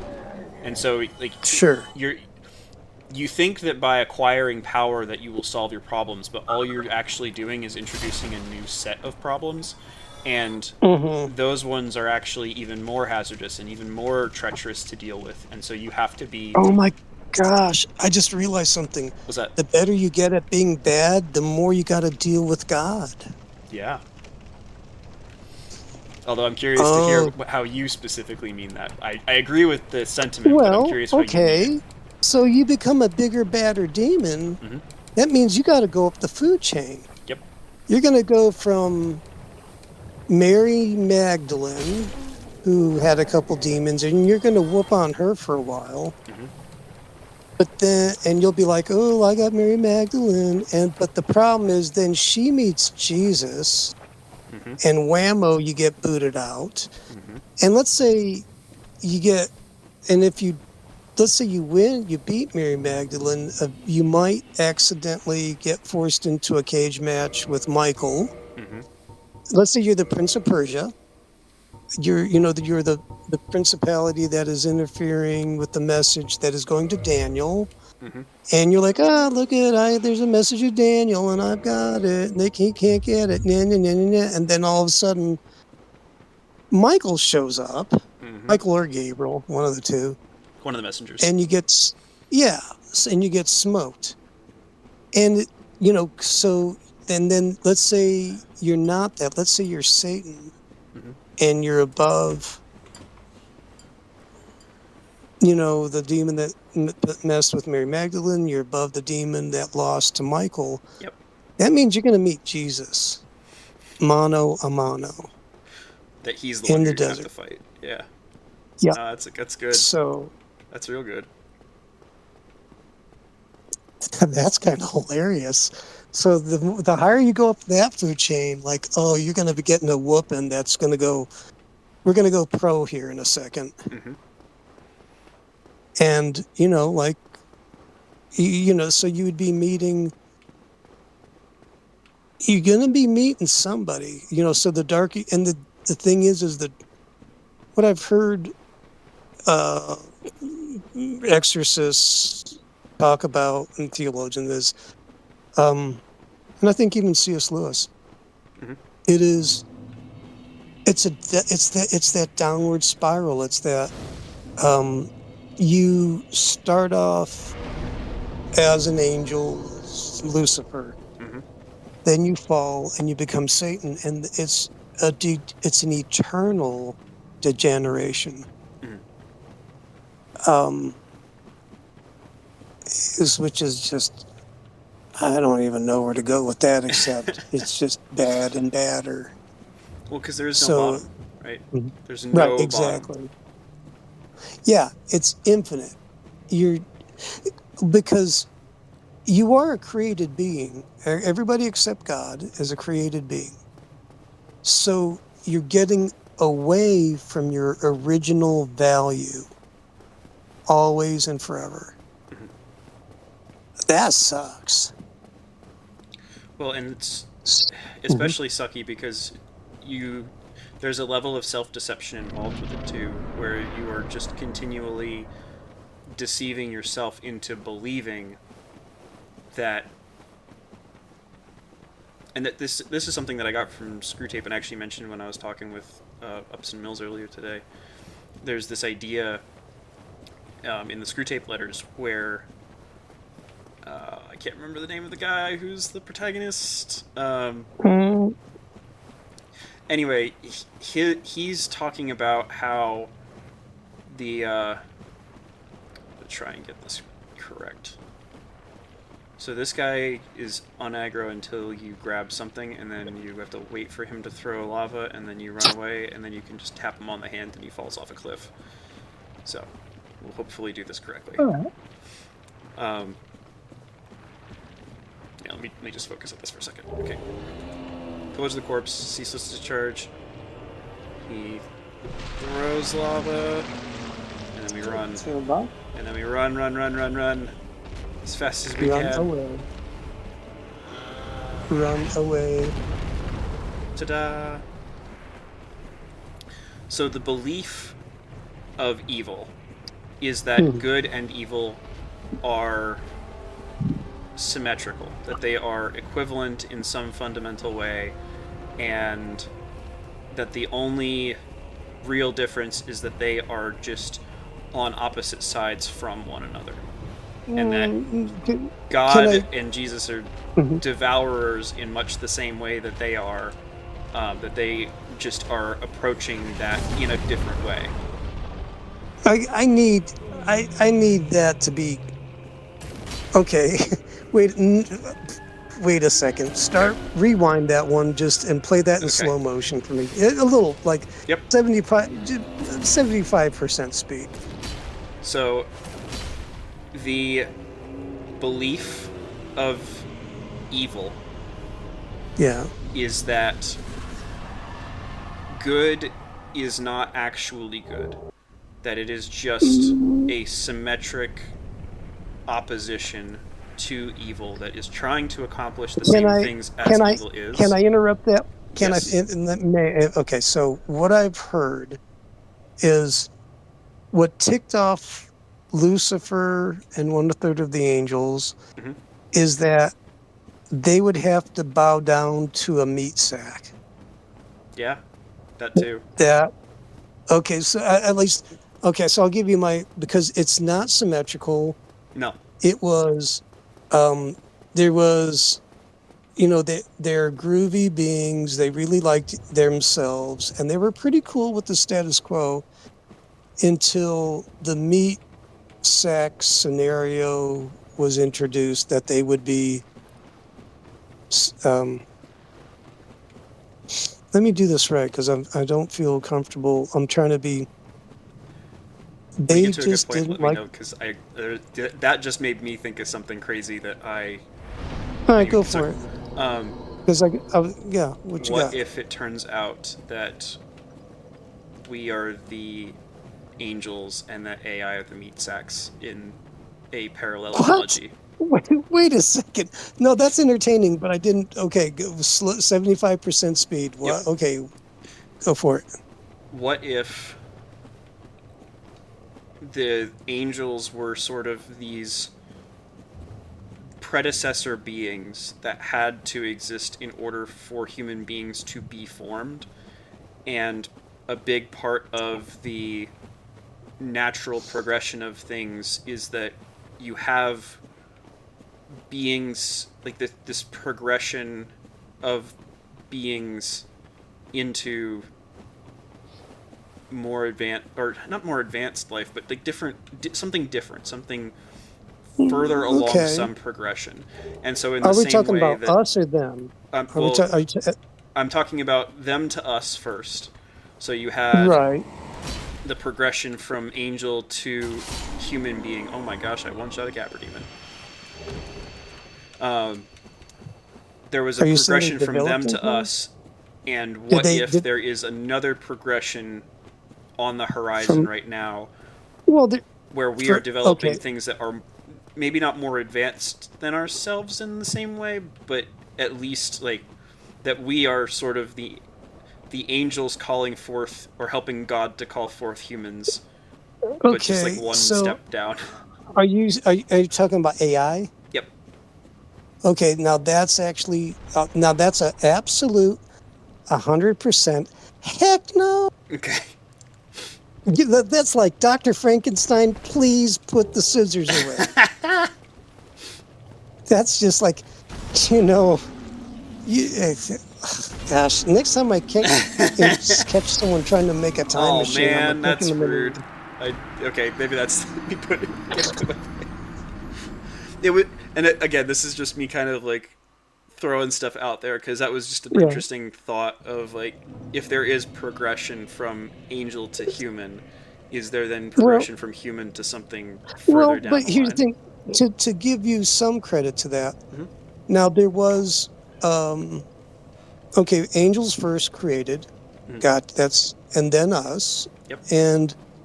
But the thing is angels didn't create humans. That's correct. The important distinction. No, right. Yep. But the thing is we actually are being created into we are a new entity, Mhm. Christians, with Jesus, because we are now new creatures in Christ Jesus. We are an alloy or a graft. Mhm. But instead of me trying to get all wordy, basically, Adam had God around him. Adam Mhm. and Eve had God around them. And that was cool. And they were perfect. And they could stand in the presence of God and not die. However, now with us, Mhm. one, we have God in us, not just with us. Mhm. We don't have to ask to. It's a totally. And then we are. Jesus is the first fruits, and he is the first seed. But then we are his offspring, Mhm. and we are actually what you were talking about. The What's the word when you develop? It's almost like an evolution thing. Uh, but it's so you weren't totally wrong. Mhm. There is a development because as we behold him, we become like him. There is a transformation, and it's a transformation of uh, our heart. Mhm. Our hearts are actually being changed, which is impossible with man or even angel, I guess, Mhm. but not with God. But here's so part of what you were saying, we are being transformed not by angels, but by God himself. Well, but are the angels Mhm. the messengers through which God achieves that transformation? Yeah, but it's almost like the announcers on a football game. They don't play the game, but they're part of it. Mhm. Or the referees, maybe the referees. They're not in the game. They are impartial. They're just doing what the judge says. Okay. Or yeah, but they're part of it, but um they're just making sure the game goes right.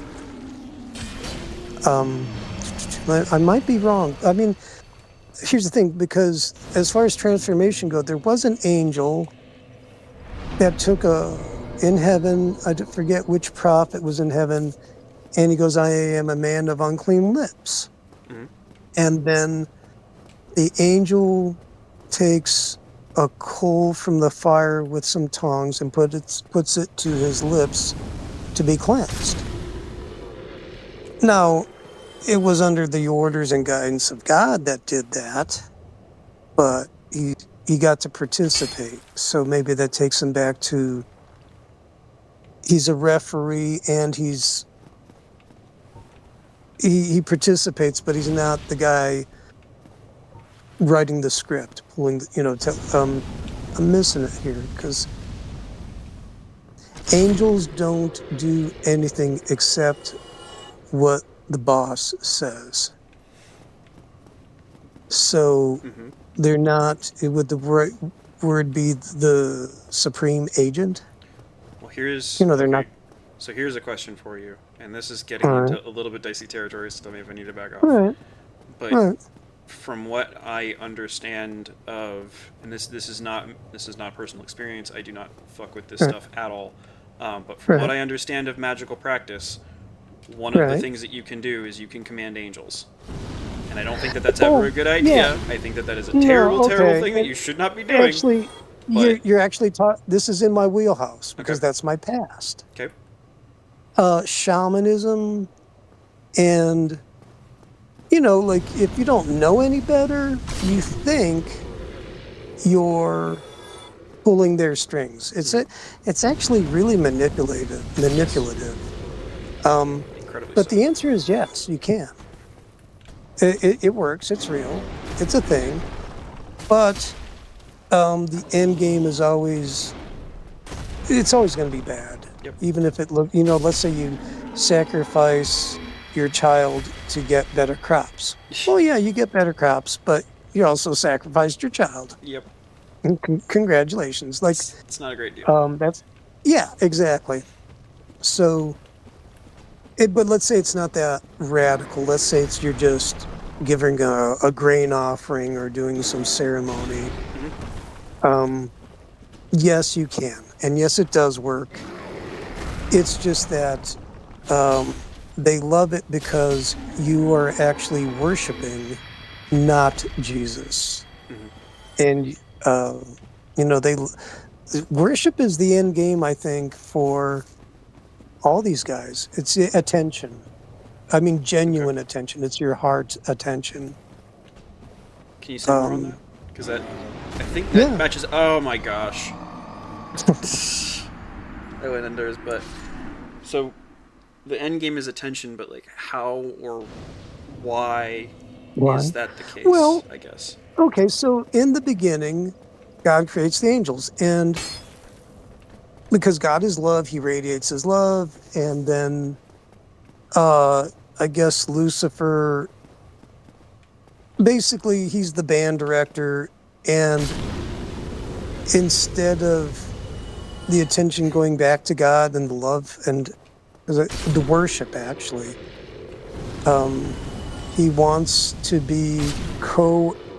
Uh, he's like, I'm going to set my throne up next to him. Hmm. I'm going to be his. I'm going to get up next to that. He wants like, I don't understand what it really is to be. No, actually, I'm trying to be humble about it, but basically, dude, when you give your attention to a god, Hmm. I think maybe it's actually a spiritual activity. Yes. You're turning your spirit towards it. Now, God Ooh. Okay. deserves. So, what something click for you? Yeah. That Okay. it kind of ties in with what I was talking about earlier with um like you're not supposed to be following Jesus because he's the biggest Richard in the locker room. You're Right. supposed to be following Right. him because oh my gosh, am I gonna please okay, stop asking. Um, you're following him because you are aligned with what he wants to accomplish, and that you want to see it accomplished. Like even if, and this is the maybe this is a little blasphemous, but I think it's the case that even if Jesus had never existed, that Mhm. you would still want that same thing. You just wouldn't have as powerful of an ally in him to accomplish it. I don't think that's blasphemous because you're not. You're musing. Okay. There. That's. Um. But I don't have an answer. I don't have my head around that statement. Mm. But if we can circle around back to it, Yeah. um, here's the thing. Okay. Let's say, okay, to answer your question there's a guy, exorcist, Father Vincent Lampert, Mm. has a 5-part series on exorcism. It's not how to do an exorcism. It's just understanding What the is nature this? of the. Yeah. Yeah, just yeah, and so he goes to answer to point something that might help your question there. Mm. He goes, if Adam and Eve had in the beginning, if after Eve ate the forbidden fruit, and even Adam, Mm. if he would have gone instead of blaming Eve and then Eve blaming the serpent, if Adam would have said, "Yes, I did I it. am Yep. here. Yep. Yeah, I did it," it might have changed the game. Mm. And so, um, so to go back to your thing about, because I didn't understand what you're trying to say, but basically, if there was no Jesus, Yep. even if there was no Jesus,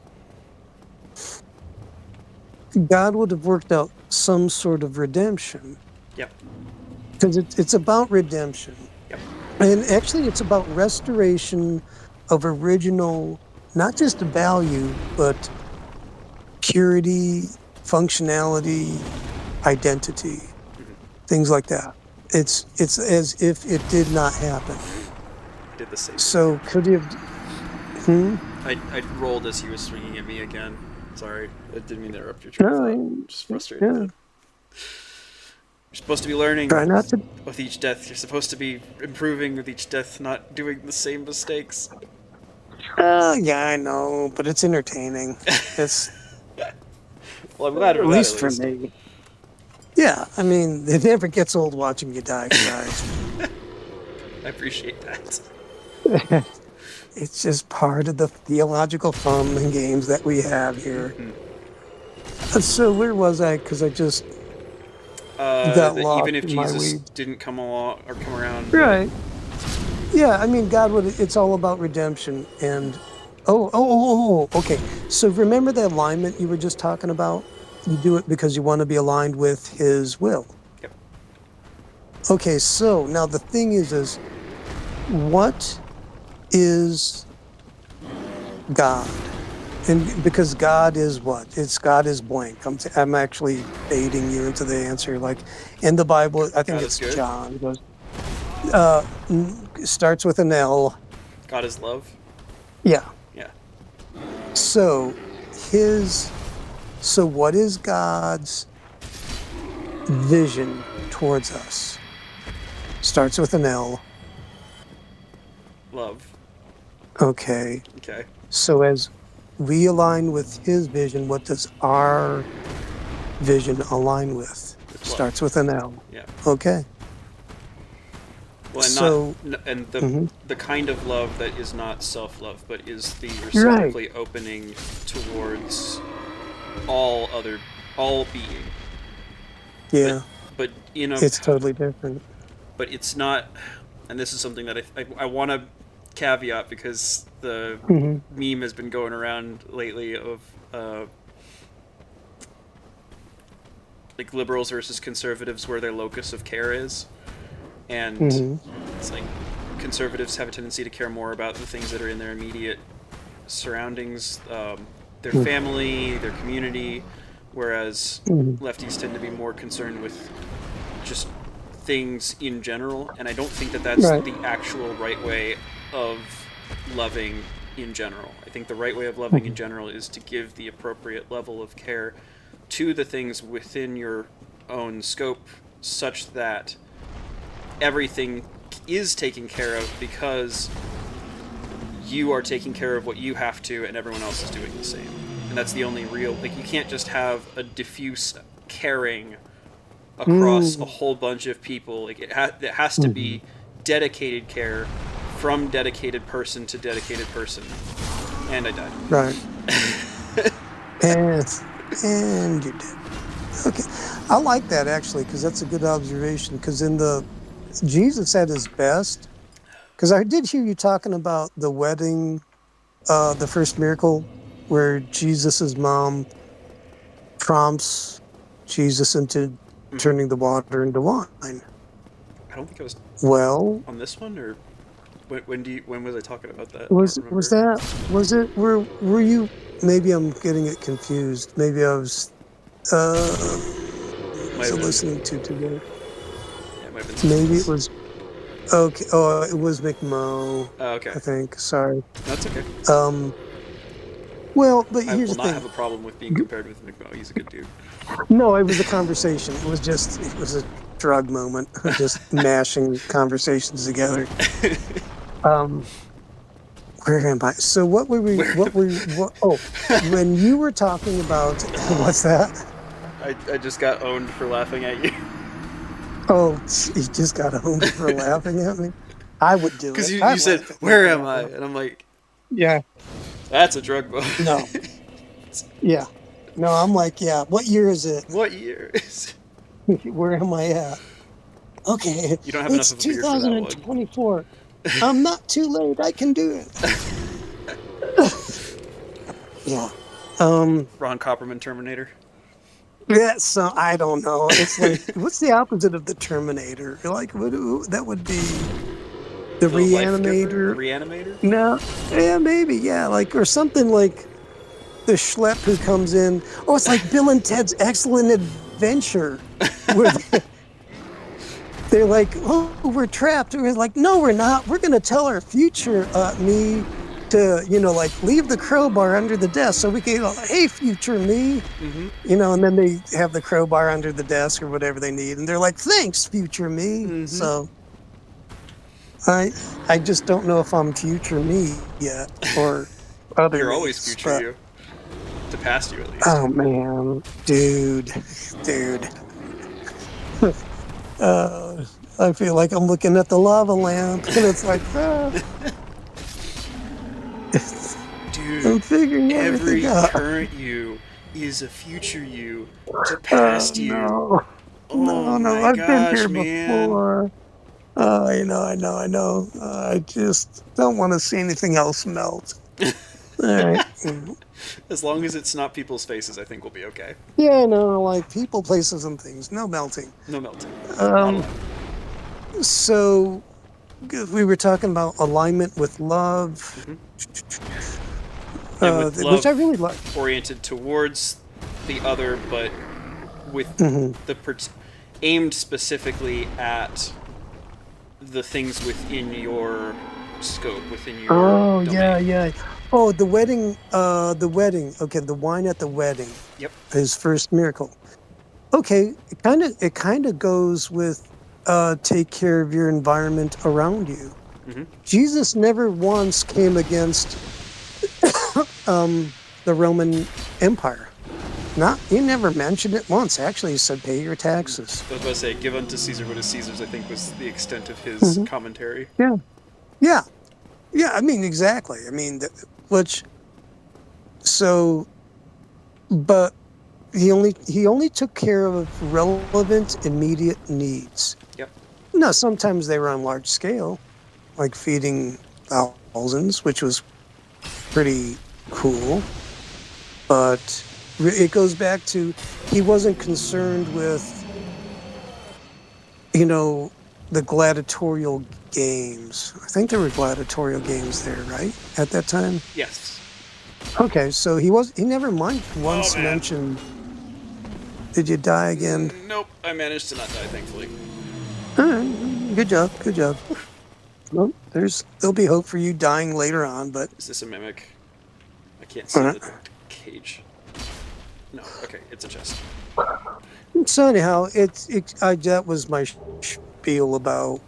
I agree with that. You just take care of your immediate Mhm. needs in the moment, and And the needs of those around you, too. Like, it's not just like right, a purely right. selfish thing, but you can't... What's that? There's a limit to how much you can do as a single human being. Like, you can't No, right. cook food for literally every person in the world. No, I guess what it is you just don't get too complicated. You just love God with your heart, mind, soul, and strength, and then love your neighbor as yourself. Yep. And that will, And the rest of it will work out. yeah. And then give it time, and the world will turn upside down Well, and in a make good sure way. make sure you're taking care of the people and things directly around you first before you start Yeah, trying to take care of everything. I think that's a really Yeah. important part of it. Yeah. It was curious now that we've gone through the conversation, and I feel like we're in a good place. Uh-huh. Today at worship, there was a girl who had, it's either a seizure or, like, dude, she was passing out. She dropped. This was not a mild thing. And she had friends around her that seemed to know what was going on. And right when this was going on, they're young kids, so they don't know what's going on. Uh-huh. I'm like, has anyone prayed with her yet? Has anyone prayed for her? Uh-huh. I made sure that the environment she was back, she was lucid, and I made sure she had. And it's prayed, and then I hear you talking about, can demons be redeemed? And I don't want to say it was a demon that attacked her. I'm not, but something did. whether it's, and it was during a worship service, a really good worship service that seemed to almost try to derail the whole thing. Yep. And that's my encounter and experience with these things. It's just, and then when it does happen, the way to get through them the best. Oh my God, let me see it. Well, you just kind of muddle through it the best you can in peace, calm, and love. But it's just weird that you were talking about this. At least it was for me. You know, it wasn't triggering. It just seemed very interesting. Like, Well, here we are talking about something that I really just dealt with. yep. Well, and that's the thing, too, is, like, I think that erring on the Frieren side of that tension is generally the correct thing to do. That there are very, very, very few cases where it's actually, where the demon is redeemable, where there's actually something that can be done to bring them back into God's flock, or what have you. Oh, I think this is where I could stand on this hill real easy. Demons are not ever redeemable. People always are, no matter what. Okay. So yeah. So I'd make it a blanket statement. Demons are never redeemable, 100%. Everyone on the face of the planet, as long as they are breathing, are redeemable. You know, within that, you know, I'm just talking about possibility, the opportunity. So I'm very comfortable with that statement. Because that's kind actually, of where a lot of that comes from for me, too. Is it's not, when I'm saying demons, I'm not just talking about, like, supernatural entities. I'm also, in large part, talking about people who are in some way approaching that sort of character. Oh no! See, for me, my definition is totally different. Okay. Demons are fallen angels. Angels are, I don't know they're not us. Okay. At all, and we are not them at all. Okay. It's like not even species. I don't know what you call it, but we're different beings. Like, and I don't even know if that word does it justice. But so I'm saying that they're two different. Help me out with what would the Bible? Spiritual species. I think that works. Yeah. Okay. Yeah. So, because I'm thinking I should know. I mean, spiritual. Yeah. I mean, we're just two. Yeah. Okay. That's it. We're two different. So anyhow, when you talked about demons and people, I was like, okay, those we're talking about two different things. Okay. But you're talking in a different. Well, okay. From your experience, because that's really what I'm like. Is it? Because it doesn't sound like you ever had any experiences that any of the entities that you ever had interactions with. Oh my lord! I need to roll to the right and forward, not back. That none of them were even remotely human. No, zero. Okay. Now, just to be fair, I've had people at my church. Well, there might have, you know, I think they show up in human. So, in my experience, absolutely not. I've met, not a lot of angels, but a few. A lot of demons, and totally spiritual entities, not human. At zero, no, nothing corporeal, zero. So, well, what I mean with that isn't so much like, not that there would be a corporeal human who was also demonic, but rather that there was someone who was a human at some point Mhm. in the past, Right. died, Right. went to hell, and then through some process in hell then became a demon. Oh, no, actually, the Bible says you are who you are, person-wise and species-wise, Okay. forever. I mean, heaven or hell. Like you is who you is. You That's yeah. You're that doesn't change. Okay. It's yeah. It's just you know. Yeah. Just to clear that up, like there's yeah. I mean, it's you are Afriel, one side or the other. It's just how do you want to manifest and develop Yeah. that nature? Well, actually, not even that nature of you. It's you're going to take on a nature of one team or another, Well, and as mhm. okay. Give me 1 second to respond to chat, and then I want to take this in another Oh, direction. sorry. Yeah, No, you're yeah, good. yeah.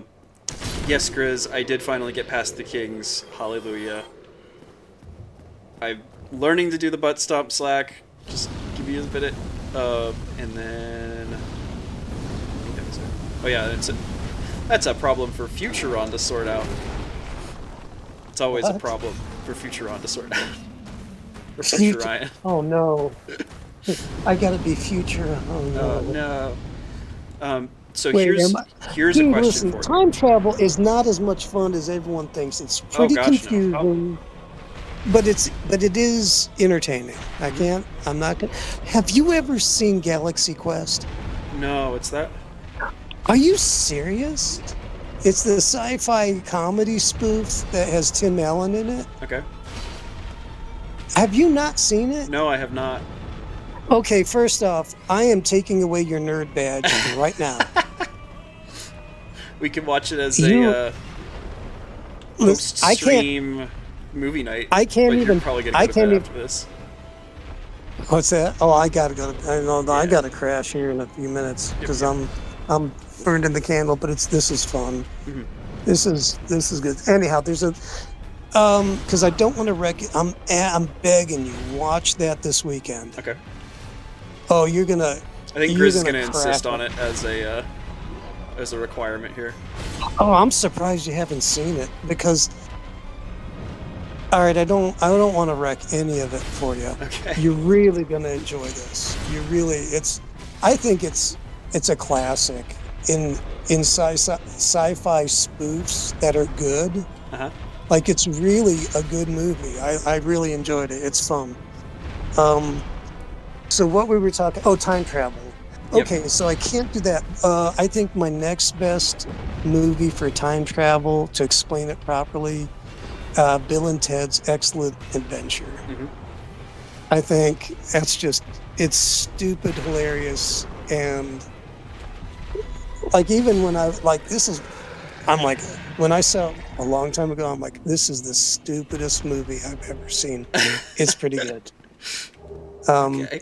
And I just like the whole notion of time travel and talking to yourself and anyhow, time travel. So maybe I'll get some nerd cred back with this one. Have you ever heard of the movie Primer? Give me maybe, but maybe not. What is it? It's a pretty smaller indie movie where the two guys invent a time machine on accident, trying to do some other, like I think anti-gravity stuff specifically was what the intent was. Okay. Right. And then as they were working on that, they accidentally created a time machine, and then it's a whole interpersonal drama between them of like, oh, well, if we now have the ability to travel through time, like, and it does time travel the most properly out of any show that or any movie that I've seen, because it allows for multiple timeline time travel, which I don't think I'd seen with anything else before that. So All right. No, all right. So you get your all right. All right. You're getting some Primer street was cred confusing back. as fuck. Yes, it was Mills. I need to see 12 Monkeys. I do need to see that. I have Oh, seen you have the not I Am seen Legend 12 with Will Monkeys. Smith. Children of Men I have not seen either. Just responding to chat stuff. Okay, so where are we at in the chats? Because I'm like, what chat am I in or what? Let me see. Are you in the? I'm just watching YouTube comments as they're coming in. Oh, okay. Yeah, yeah, yeah. Gotcha. I got my. All right, I'm not. So there we go. Anyhow, because I was trying to do a shtick and running off on 12 Monkeys is pretty good. Uh, Well, that that's was. Grizz has said that that's like one of the most formative movies for him too, which it's like okay, I probably should watch that one. Oh yeah, it's dark. Mhm. But it's good comedy dark. Okay. Uh, what else was a good time traveling movie? I'm trying to 12 Monkeys, Back to the Future. Bill and Ted's Excellent Adventure. Back to the Future gave us One and President two. Biff in a time train. What's that? Slack saying, Back to the Future gave us President Biff and a time train. Oh yeah. Okay, Back to the Future. Right. Yeah, that was a good one. Oh, Okay. there is. Well, I guess we're watching 12 Monkeys after this Wait. if people are still Okay. up. Did you know that there's a time loop in the New Testament, No. Go on. or a possible time loop? Okay. Oh, there's one. So you have John the Beloved, Uh-huh. and he's taken up in the Spirit on the Lord's Day, and then he's already taken up in the Spirit, and then an angel goes, "Come up even higher," Okay. and which is very interesting spiritually speaking, because that means anyhow. And then there's, I might be botching this, but I think you'll get the gist of it. Mhm. I think there's either a door in heaven, or he sees a multitude in the future worshiping God. He's like, what is it, like myriads and multitudes and like they try to Mhm. figure out a number, but it's just a massive amount of people there, right? Yep. Okay, so one of my buddies at church goes, what if John saw himself in the crowd? Mm. Okay. That would be a loop. It would be a loop. So what does that mean? Yeah, so because okay, so what does that, man, I tell you what, I gotta go to sleep here, but if you could put your mind to that. Mhm. But and here's the thing. The one thing I'll say is, it's a happy ending, even if it's a loop. And if you did see yourself, as long as you don't do anything purposefully stupid, you have a pretty good assurance. Like, okay, this is going to work out okay. And the closest thing I have to that is when Paul was on his way to the book of Acts. He was going to go to Caesar to plead his case. Now, he had a word from God. God's like, you're going to be my witness before, I forget who it was, but basically you're going to be going to talk to Caesar. So Paul had an assurance he was not going to die. Yep. Even though it looked like it. But that's not a loop. That's an assurance of a one-way ticket. Yep. But what gets me is the possibility, if John saw himself, what does that mean? And it's, it's the opposite of a bad acid trip. It's because you have a guarantee basically that you're gonna pretty be okay much at the end, right? Yeah. Which, so let's say that really did happen. You know what kind of superpower that would give you, not to be, what's irreverent or foolish. Oh, okay. It's like To be Satan takes overconfident? you up onto a pinnacle and says, "Jump off," because the angels will, Yeah. help protect. You'd be like, "No, I ain't doing that." Like, but the thing is, but let's say you're, It gives you sur- confidence in a way that you wouldn't otherwise have, but you're not yeah, tempting God with that confidence. yeah, and then also just then there's another part of me goes, then that means that is a closed loop for all eternity, a good closed loop for all eternity, Hmm.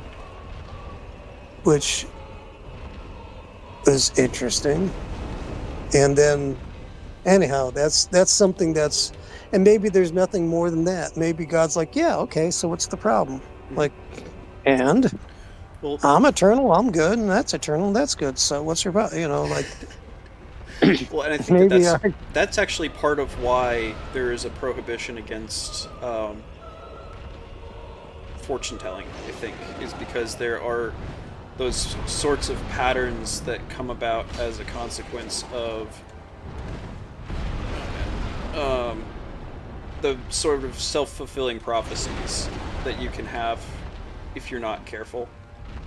Hmm. Oh, okay, okay. Oh, sure. No, absolutely, right. It's a demonic. It's a lie. You're eat the forbidden fruit. Surely you will not die. You will be like you. Oh my gosh, that's the first fortune telling. Yep. Is huh? All right, I got stuff. that's something. Yeah. There's Well, your there's your pattern. and the thing is that, in a weird way, I don't think that the devil was lying when he said that. About what? In what way? In what part? Um, I Because think that you're. everything that he said to Adam and Eve when he was speaking to them in the Garden of Eden was 100% true. Well, But it was deceptive truth. It was no, I'm the throwing a selective flag. truth. No, I'm throwing a flag. Okay. No, I'm big yellow flag flying through the air. Me Okay. blowing the whistle. Yes, the game's. Okay, and surely you will not die. Excuse me. Yeah. Well, your physical body might die, but your soul will Oh, live on, right? oh no no no no And it no always no was going no to. no And nope nope nope nope okay. no no no no no because um Adam did not physically die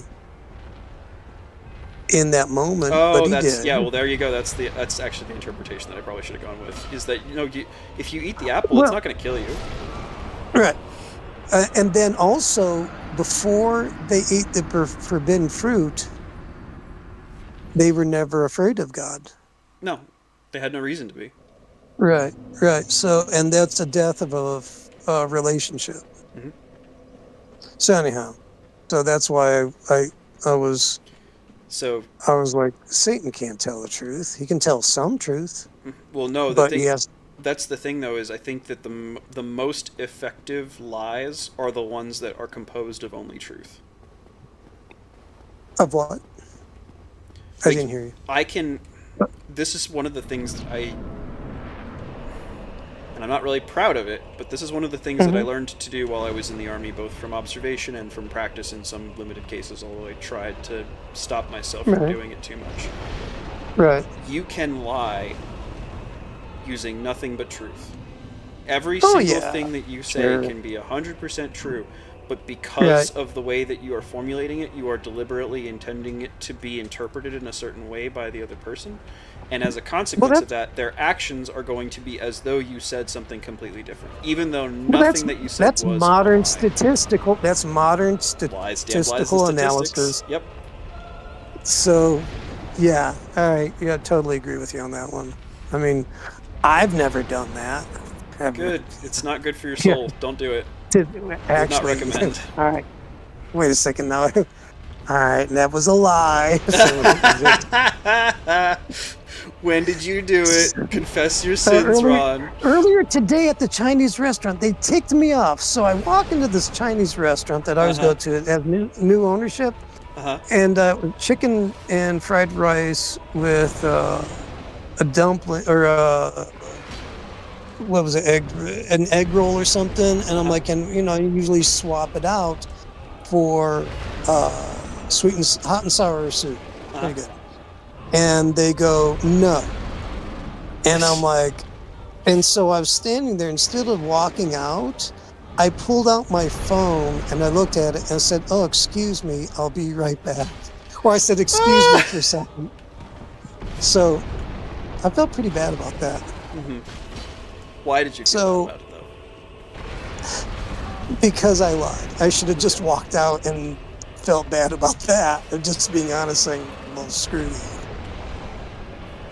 But I felt like I was being manipulative, polite, and so you were... Yeah, but it wasn't. It was a shady polite. Yeah. It was because it wasn't. It really wasn't polite. It was.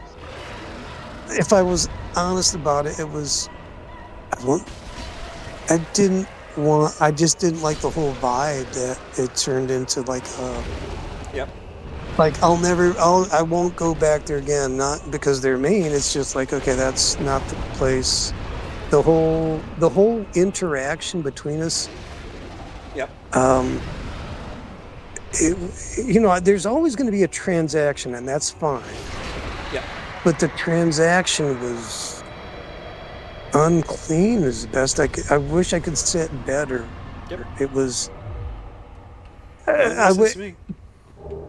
Yeah, but I just didn't like the way I should have said, okay, well, thank you, and just left. Yep. You shouldn't have been cagey about the fact that you were leaving. Yeah. Yeah, and so when you said that you can say the truth and be not telling the truth, I'm like, oh, yeah, I didn't like that. I did that. So, yeah, I know. I'm like... So here it is. Like, God, I really don't like that. And so, all right, Lord, forgive me, and I mean it. And in the future, I just. Look what the cat dragged in. Why? They dragged in me. Well, not just you, but there's a Solaire here. I still cannot. Can you not find Solaire? Why? Why? Well, confession time with Afriel. Confession.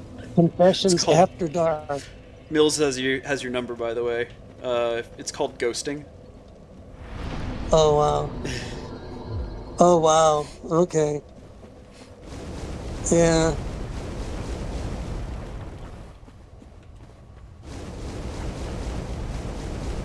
Oh.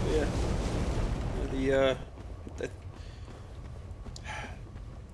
I think it's one of the more pernicious things too, because you can kind of lie to yourself and tell yourself, "Oh, I'm not lying. I'm being truthful," and right. it's one of those things where you can be self-deceptive much more effectively once you've learned how to lie while using only truthful statements. Oh yeah, that's bad. That's bad. Oh, by the way, Grim put in the chat. There's a movie called Looper, a time movie, very good. Saw it. I enjoyed it quite a bit. Feature. Actually, that's a real good time traveling movie. I gotta remember how to go this way. All right. Well, my next loop, I won't do that to the Chinese people, but I don't know.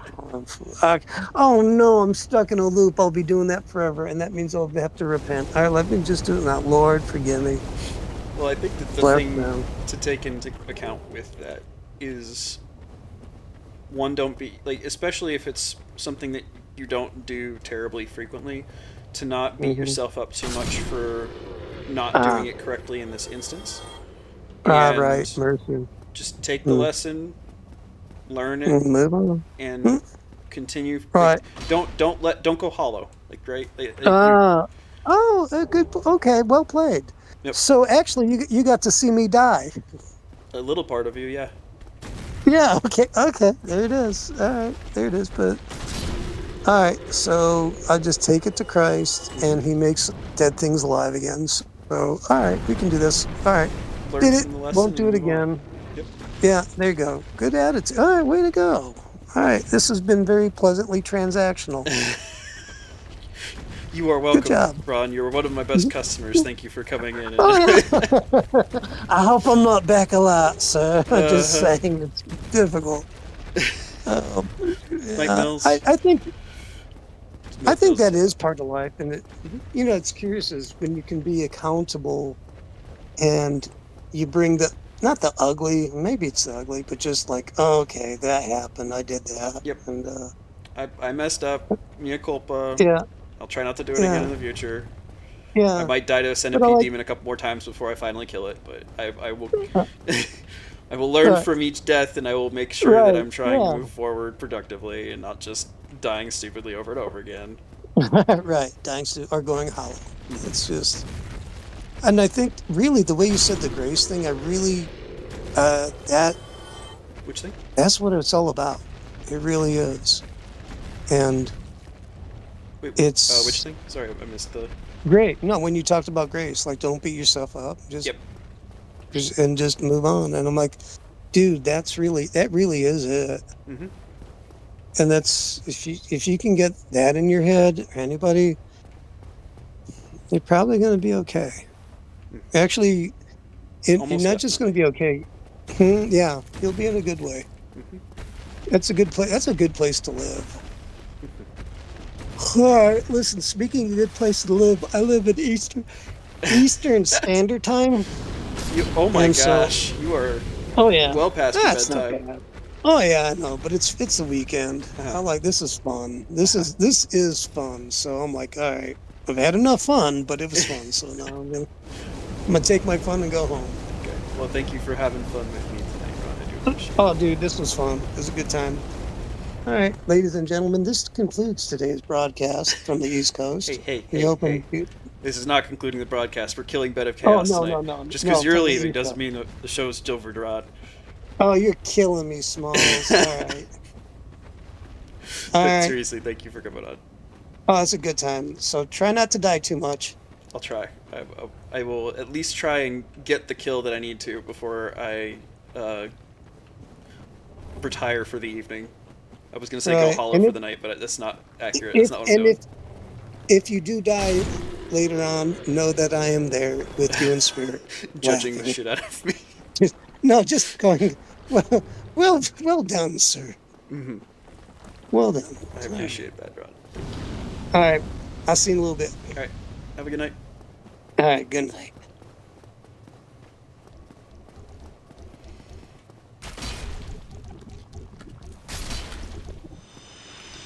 And that, ladies and gentlemen, was Ron Copperman. Okay, I've got to ask this, Slack. Is it just a meme among Dark Souls players that Bed of Chaos is the hardest boss? Or are there people who genuinely struggle with it? Because it's not... I have never found it challenging, but I can definitely see how the attacks and the attack patterns and the weirdness of them could absolutely be frustrating for some people. But I don't know, is it a meme or is it not a meme?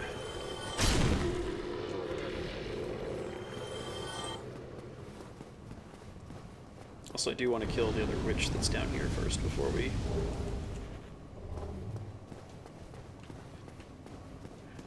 You hate me so much, I'm guessing that means that you struggled with it a lot. Okay, that answers my question.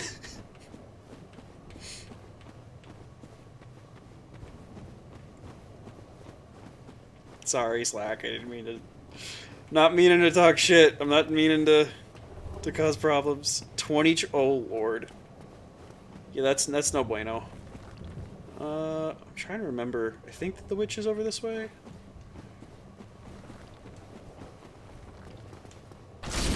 Because there is like an NPC that you can fight before the Bed of Chaos. Maybe talk to, I can't remember. I think you have to just fight them though.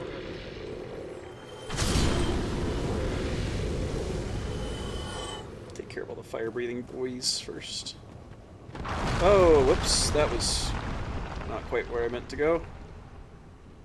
What on earth? Oh. I don't know if I've ever been down here before.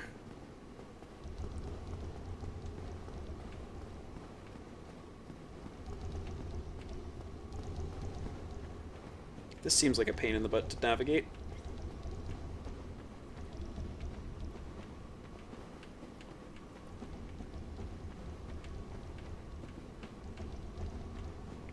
Let's see, how do I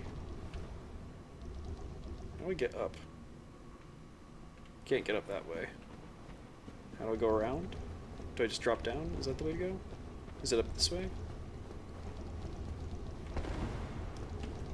That looks like climbable, but it's not. That's frustrating. I don't want to plunge attack those because that looks like a bad time. Oh, I don't have the steel ring. This is going to be frustrating, isn't it? Oh, man.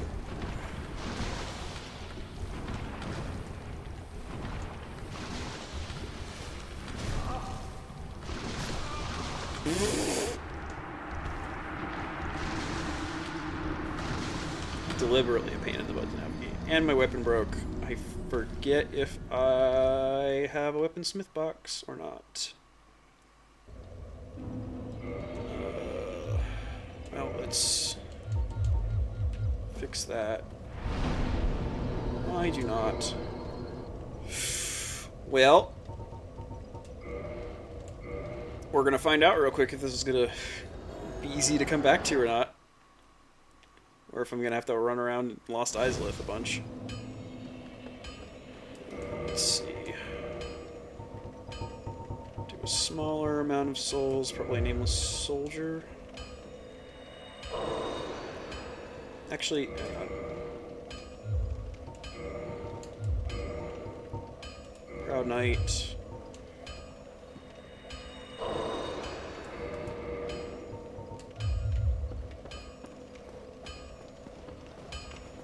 Because I'm going to buy a weaponsmith box so that way if I need to, I can do it down there.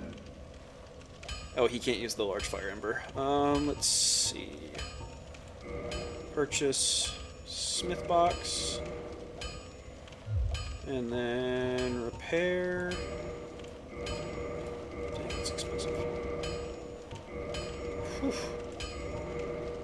That's pricey. Don't get yourself killed. I need to drop another soul on that. Neither of us want to see you go. Yeah, I know. Let me get another soul out.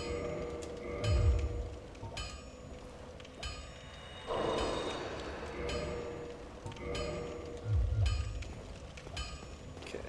Well, No, not reinforce, just repair.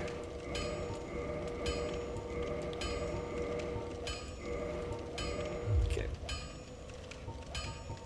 And do we have enough to purchase? Repair box, that was what I actually meant to buy.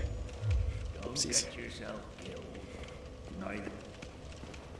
And up we go. Moment of truth. Do I get the ability to teleport back down, or am I just boned? And we're gonna be walking back. Tomb Princess, depths. Tomb of the Giants, Crystal Cave, depths. It's like the depths. The depths.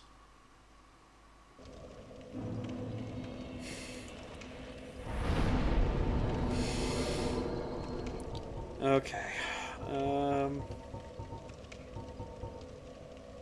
That's upsetting. That is incredibly upsetting. I don't want to end the stream on a sour note like that, but that's actually really freaking upsetting. Now we're gonna keep pushing. We're gonna keep going through it.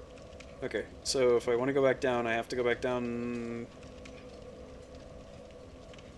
So, Firelink Shrine, New Londo, Valley of Drakes, Blighttown, Quelaag. Okay.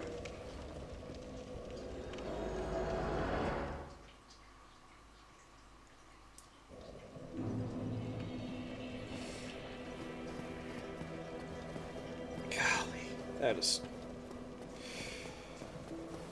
very expensive 2,000 souls in terms of time lost.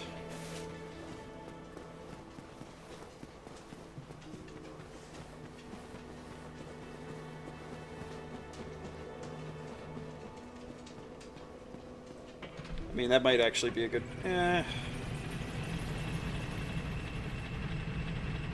I'll at least get back down to Lost Isolith before killing the stream. Or maybe... I don't know. Nah, I'm just being indecisive. How about this? I'll get to the next bonfire. Because I think it's a key part of the aesthetic of this series of playing Dark Souls. Is that you always gotta finish off every episode by a bonfire. Gotta activate that bonfire circuitry.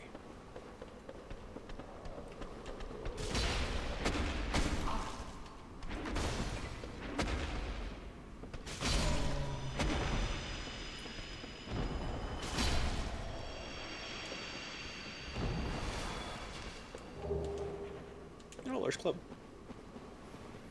Won't use that for this round, but it's still nice to have.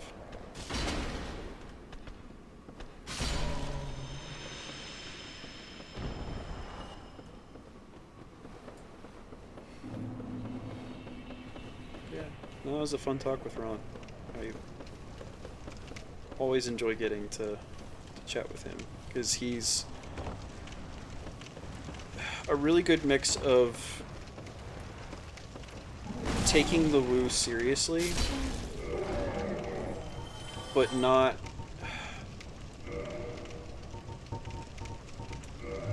like, understanding that I'm trying to engage in hypotheticals a lot of the time. I'm not trying to say things that are blasphemous for the sake of being harmful.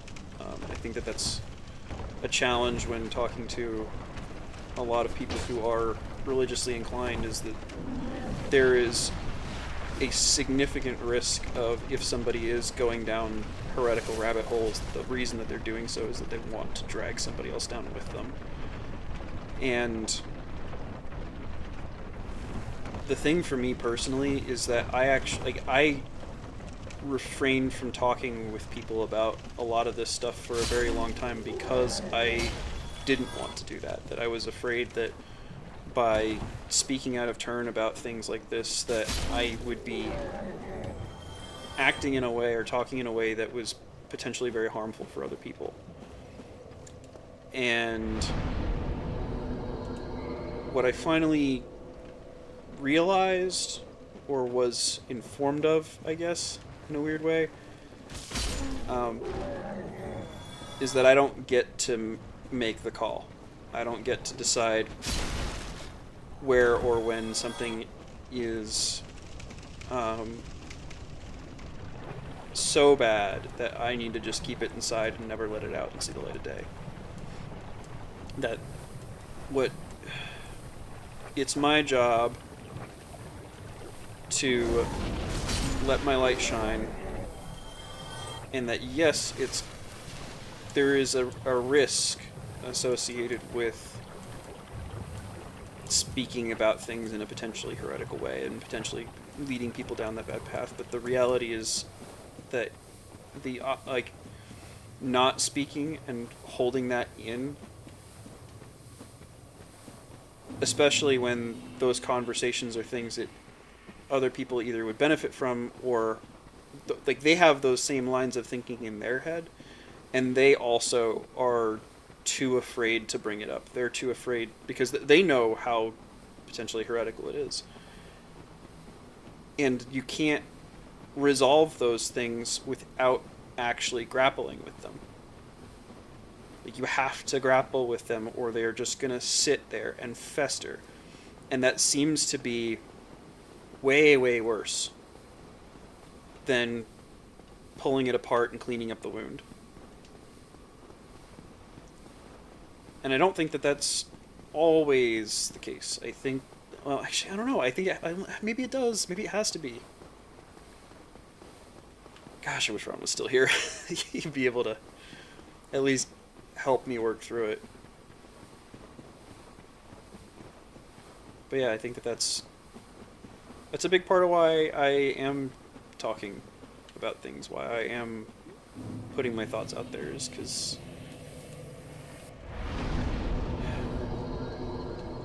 even if I don't have full confidence that my words are worth saying, the reality is if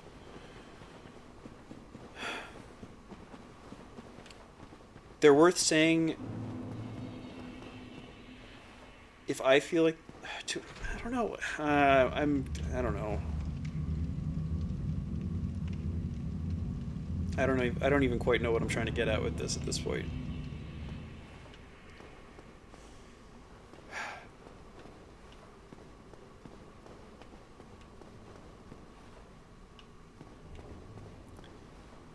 It feels like those are dead ends. Okay.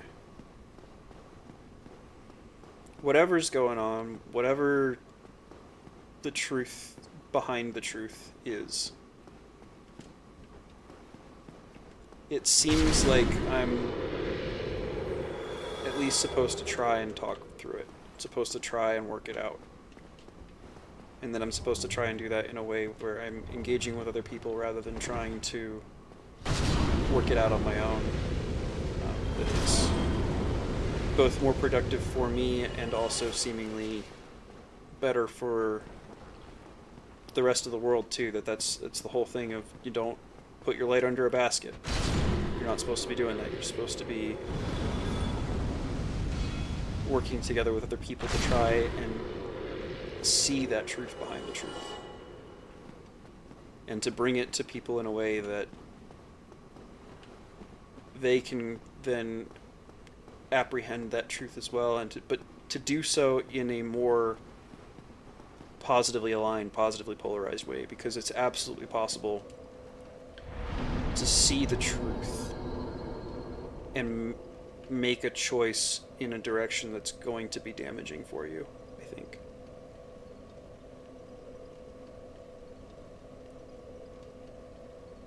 I don't know if that's the case for sure or not, but I think that's the case. You know what, we've already come this far. We're gonna go all the way down and we're gonna fight Bed of Chaos at least once.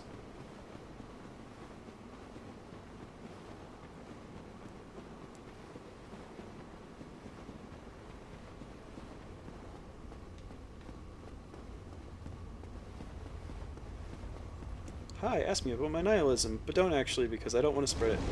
That, exactly.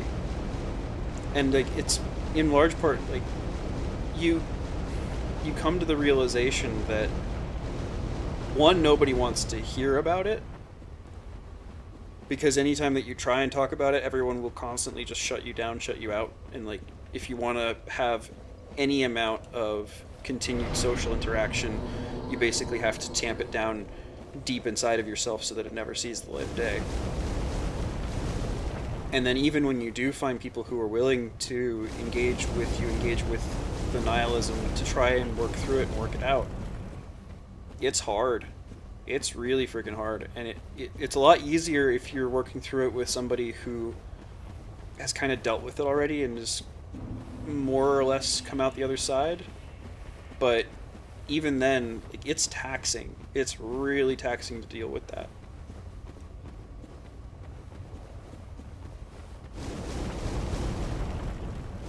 But I think that you have to in some way. Like I don't think you can just leave that wound uncleaned. I think that eventually it will fester to the point where it has to be dealt with whether you want to or not.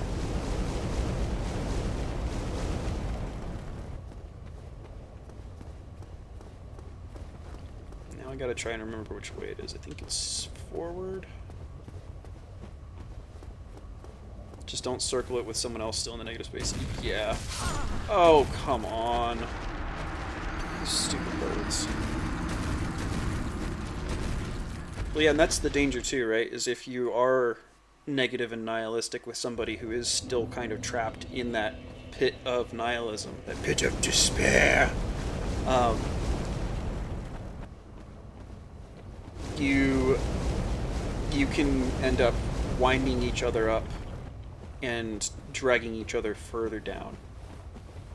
And especially if you are somebody who is aligned in a way where you don't want to go further down yourself, and you definitely don't want to drag somebody else down.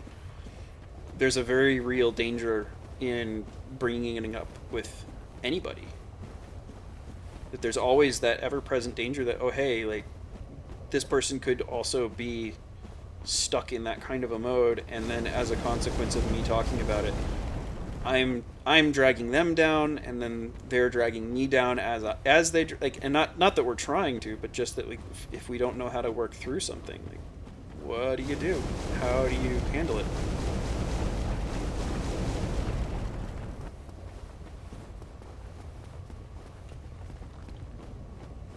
And I think it's the impression that I get is it's almost like discovering calculus in a way, where it's going to be incredibly difficult until, or it's oh goodness, it's something that's incredibly difficult until the first person figures it out, and then once the first person's able to figure it out, then they can, and this is getting into Gnostic territory, but I think it's correct that once you have that quote-unquote special revealed knowledge, that enables you to function in a way that you couldn't have before. And it's not that it's special and revealed in, like, oh, like, you have, like, a limited number of people who are able to know this, and, like, the only way that it can be transmitted is by somebody else telling you. Not at all. What I see it as is calculus could have been discovered 300 years earlier. It could have been discovered 20 years ago.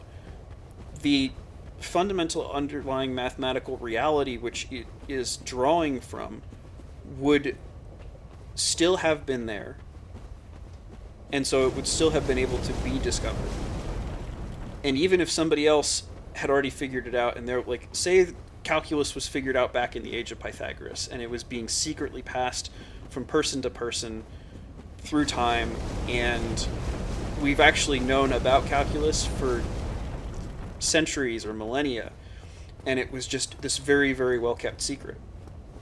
Like, that could be possible, and then somebody else independently figured it out because it's actually pointing at some deeper underlying truth that, while it's a lot easier and faster to sort of pass along that knowledge from person to person, that doesn't mean it can't be discovered or rediscovered.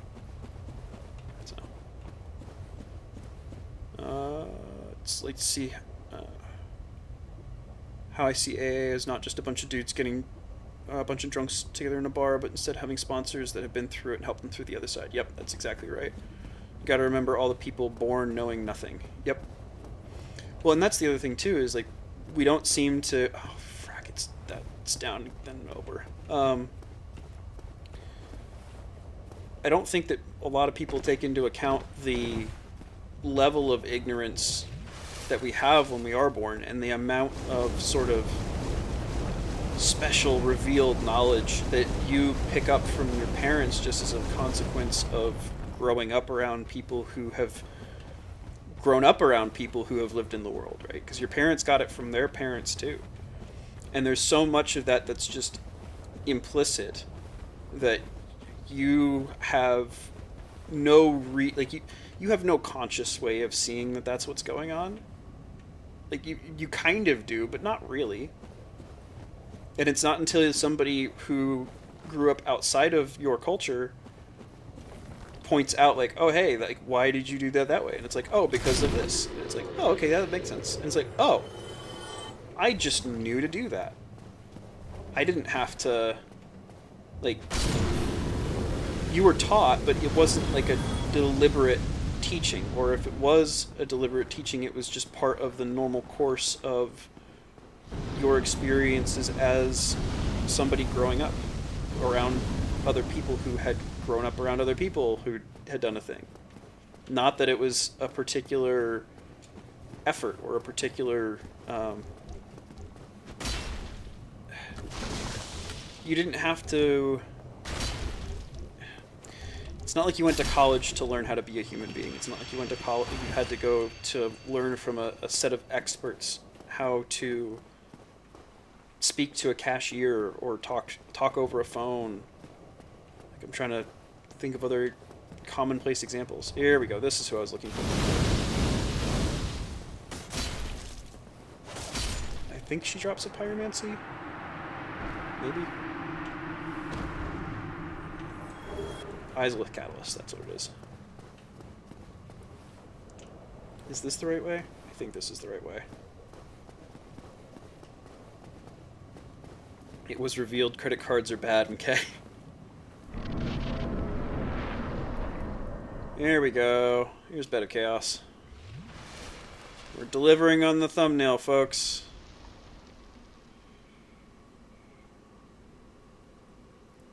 Let's see if I can hold true to what I was saying before with Slack of like, oh yeah, Bed of Chaos isn't that bad.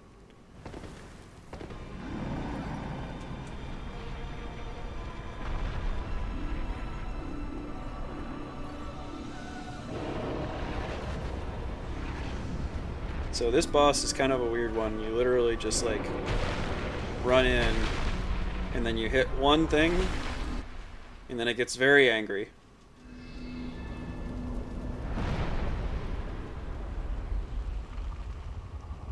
Someone to do a special stream tomorrow since everyone else can watch the Super Bowl. It's gonna be super easy, barely an inconvenience.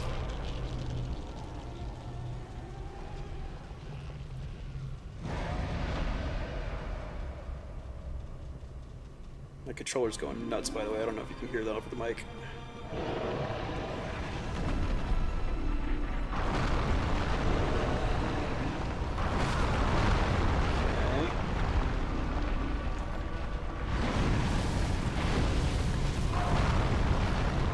Well, there's one death to Bed of Chaos. You don't have your Sunday D&D game because of that stupid game. Yeah, Nate would probably want to catch that, huh? Okay, there's got to be a closer bonfire than this.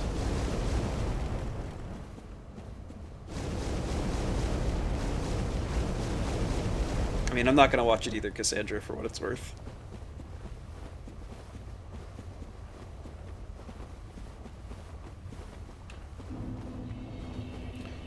So, there is a way of cheesing it where you use bow and arrow. But I'm going to try not to do that. I'm going to try not to break character. They're watching the Super Bowl at the church? Heresy. Spiffing Brit ruined Civ 7 already? I mean, that's not surprising, considering modern game developers and Spiffing Brit's propensity for ruining everything he touches.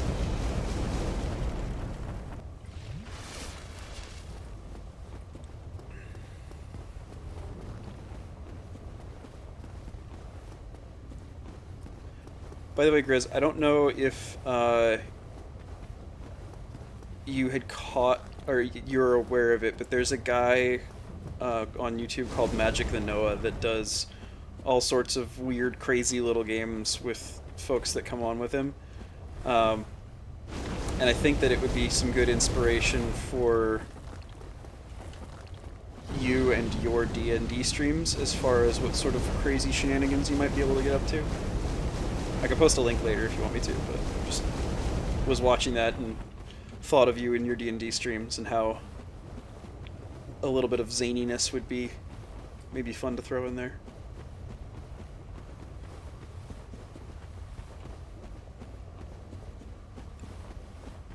Slack, Grizz, Cassandra, have any of you guys heard of Magic the Noah or seen any of his stuff before? Alright, let's see if I can find a bonfire too while we're at it.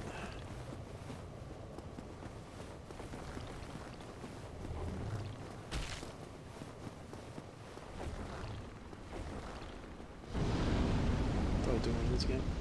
I enjoyed it. Like, I know that it's not necessarily the greatest content, quote unquote, but I definitely enjoyed it. Is this a fake door? No, it is not a fake door.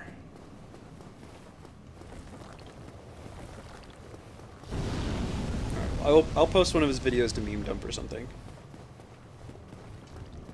so y'all can see what I'm talking about.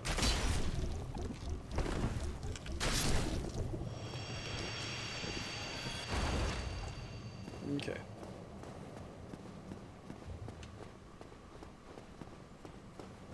Because I want to say there's maybe like a bonfire somewhere over this way, so that we don't have to run through the whole freaking thing every time. I could be wrong though. Oh, is there not? Is there no bonfire over here? That's upsetting.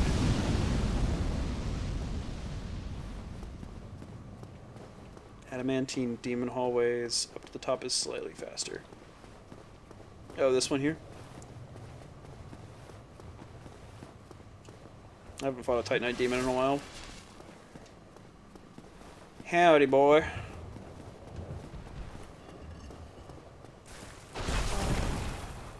Probably could have rolled for that.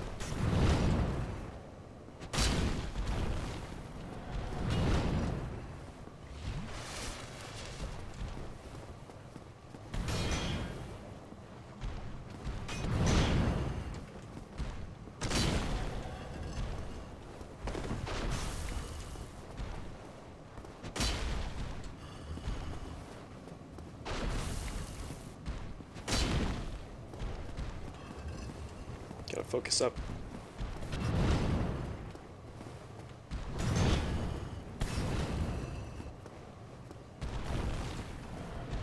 Oh man. That's upsetting. That's very upsetting.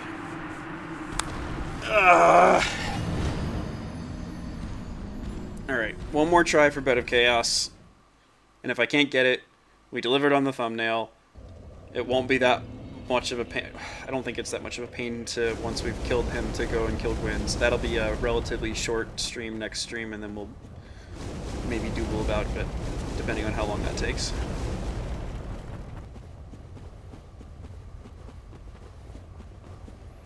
Best I got it. Yeah. At least I got to Bed of Chaos. I am pretty happy about that. Especially because there's the... I'm trying to remember the name of it. You have the Centipede Demon, but then the other one is the... not the Hellfire Demon. Ah, whatever. Whatever that guy's called. I did not count deaths today. Probably in the 20s, at least. I don't think we had enough continuity of stream viewing to... Well, actually, no, we had continuity of stream viewing across people if they wanted to, but... I guess there just wasn't as much of an interest in death counting this time.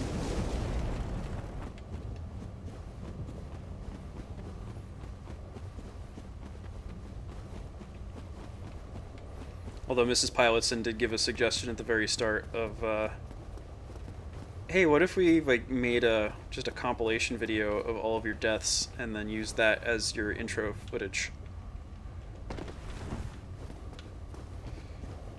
And while that is a good idea, and I will probably end up doing it, I'm not happy about it.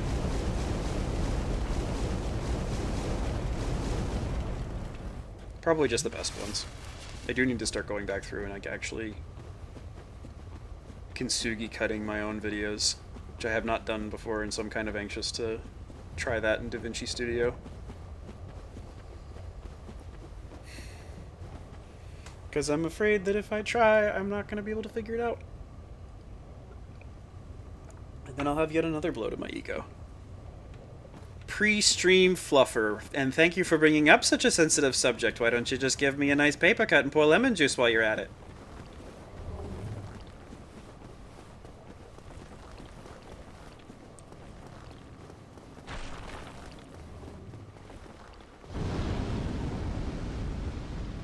While you're at it, it was supposed to be at the beginning of that, not at the end. Oopsie day.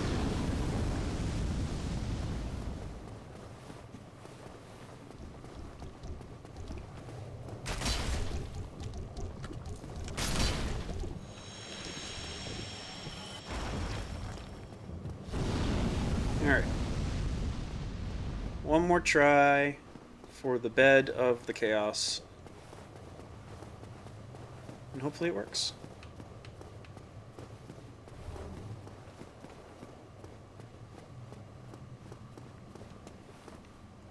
And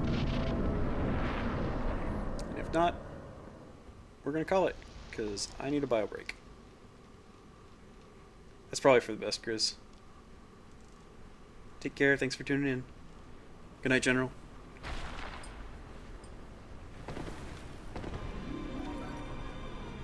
I mean, let's be real here, Slack. What's the probability that he actually misses the kill here?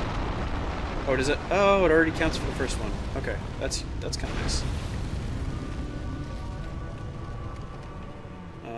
It drops stuff. Oh god.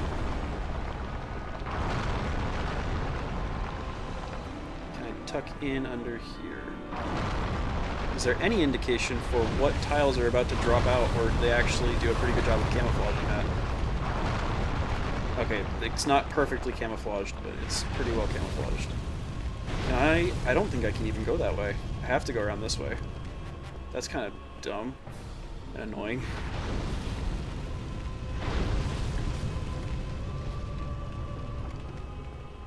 Okay.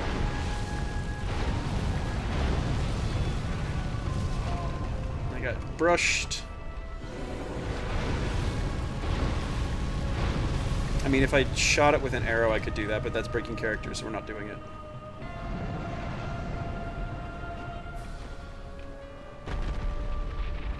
Okay. And run. Run fast. Whew. I am getting incredibly lucky.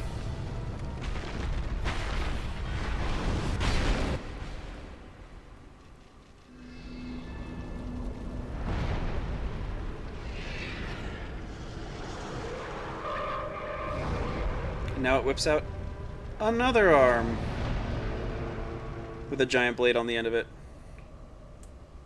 Hooray!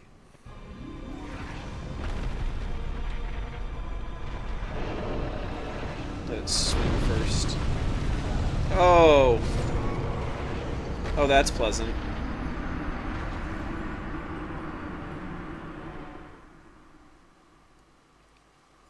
Yeah, I think we're calling it. You missed the whole thing, Slasher. How could you? We almost killed Bed of Chaos. We got the two root nodes taken care of, and so now it's just a matter of, you know, finishing it off for next stream. So, yeah, I think it's still a pretty good place to call it, I think. Alright. Well, with that, goodbye then. Be safe, friends. Don't you dare go hollow.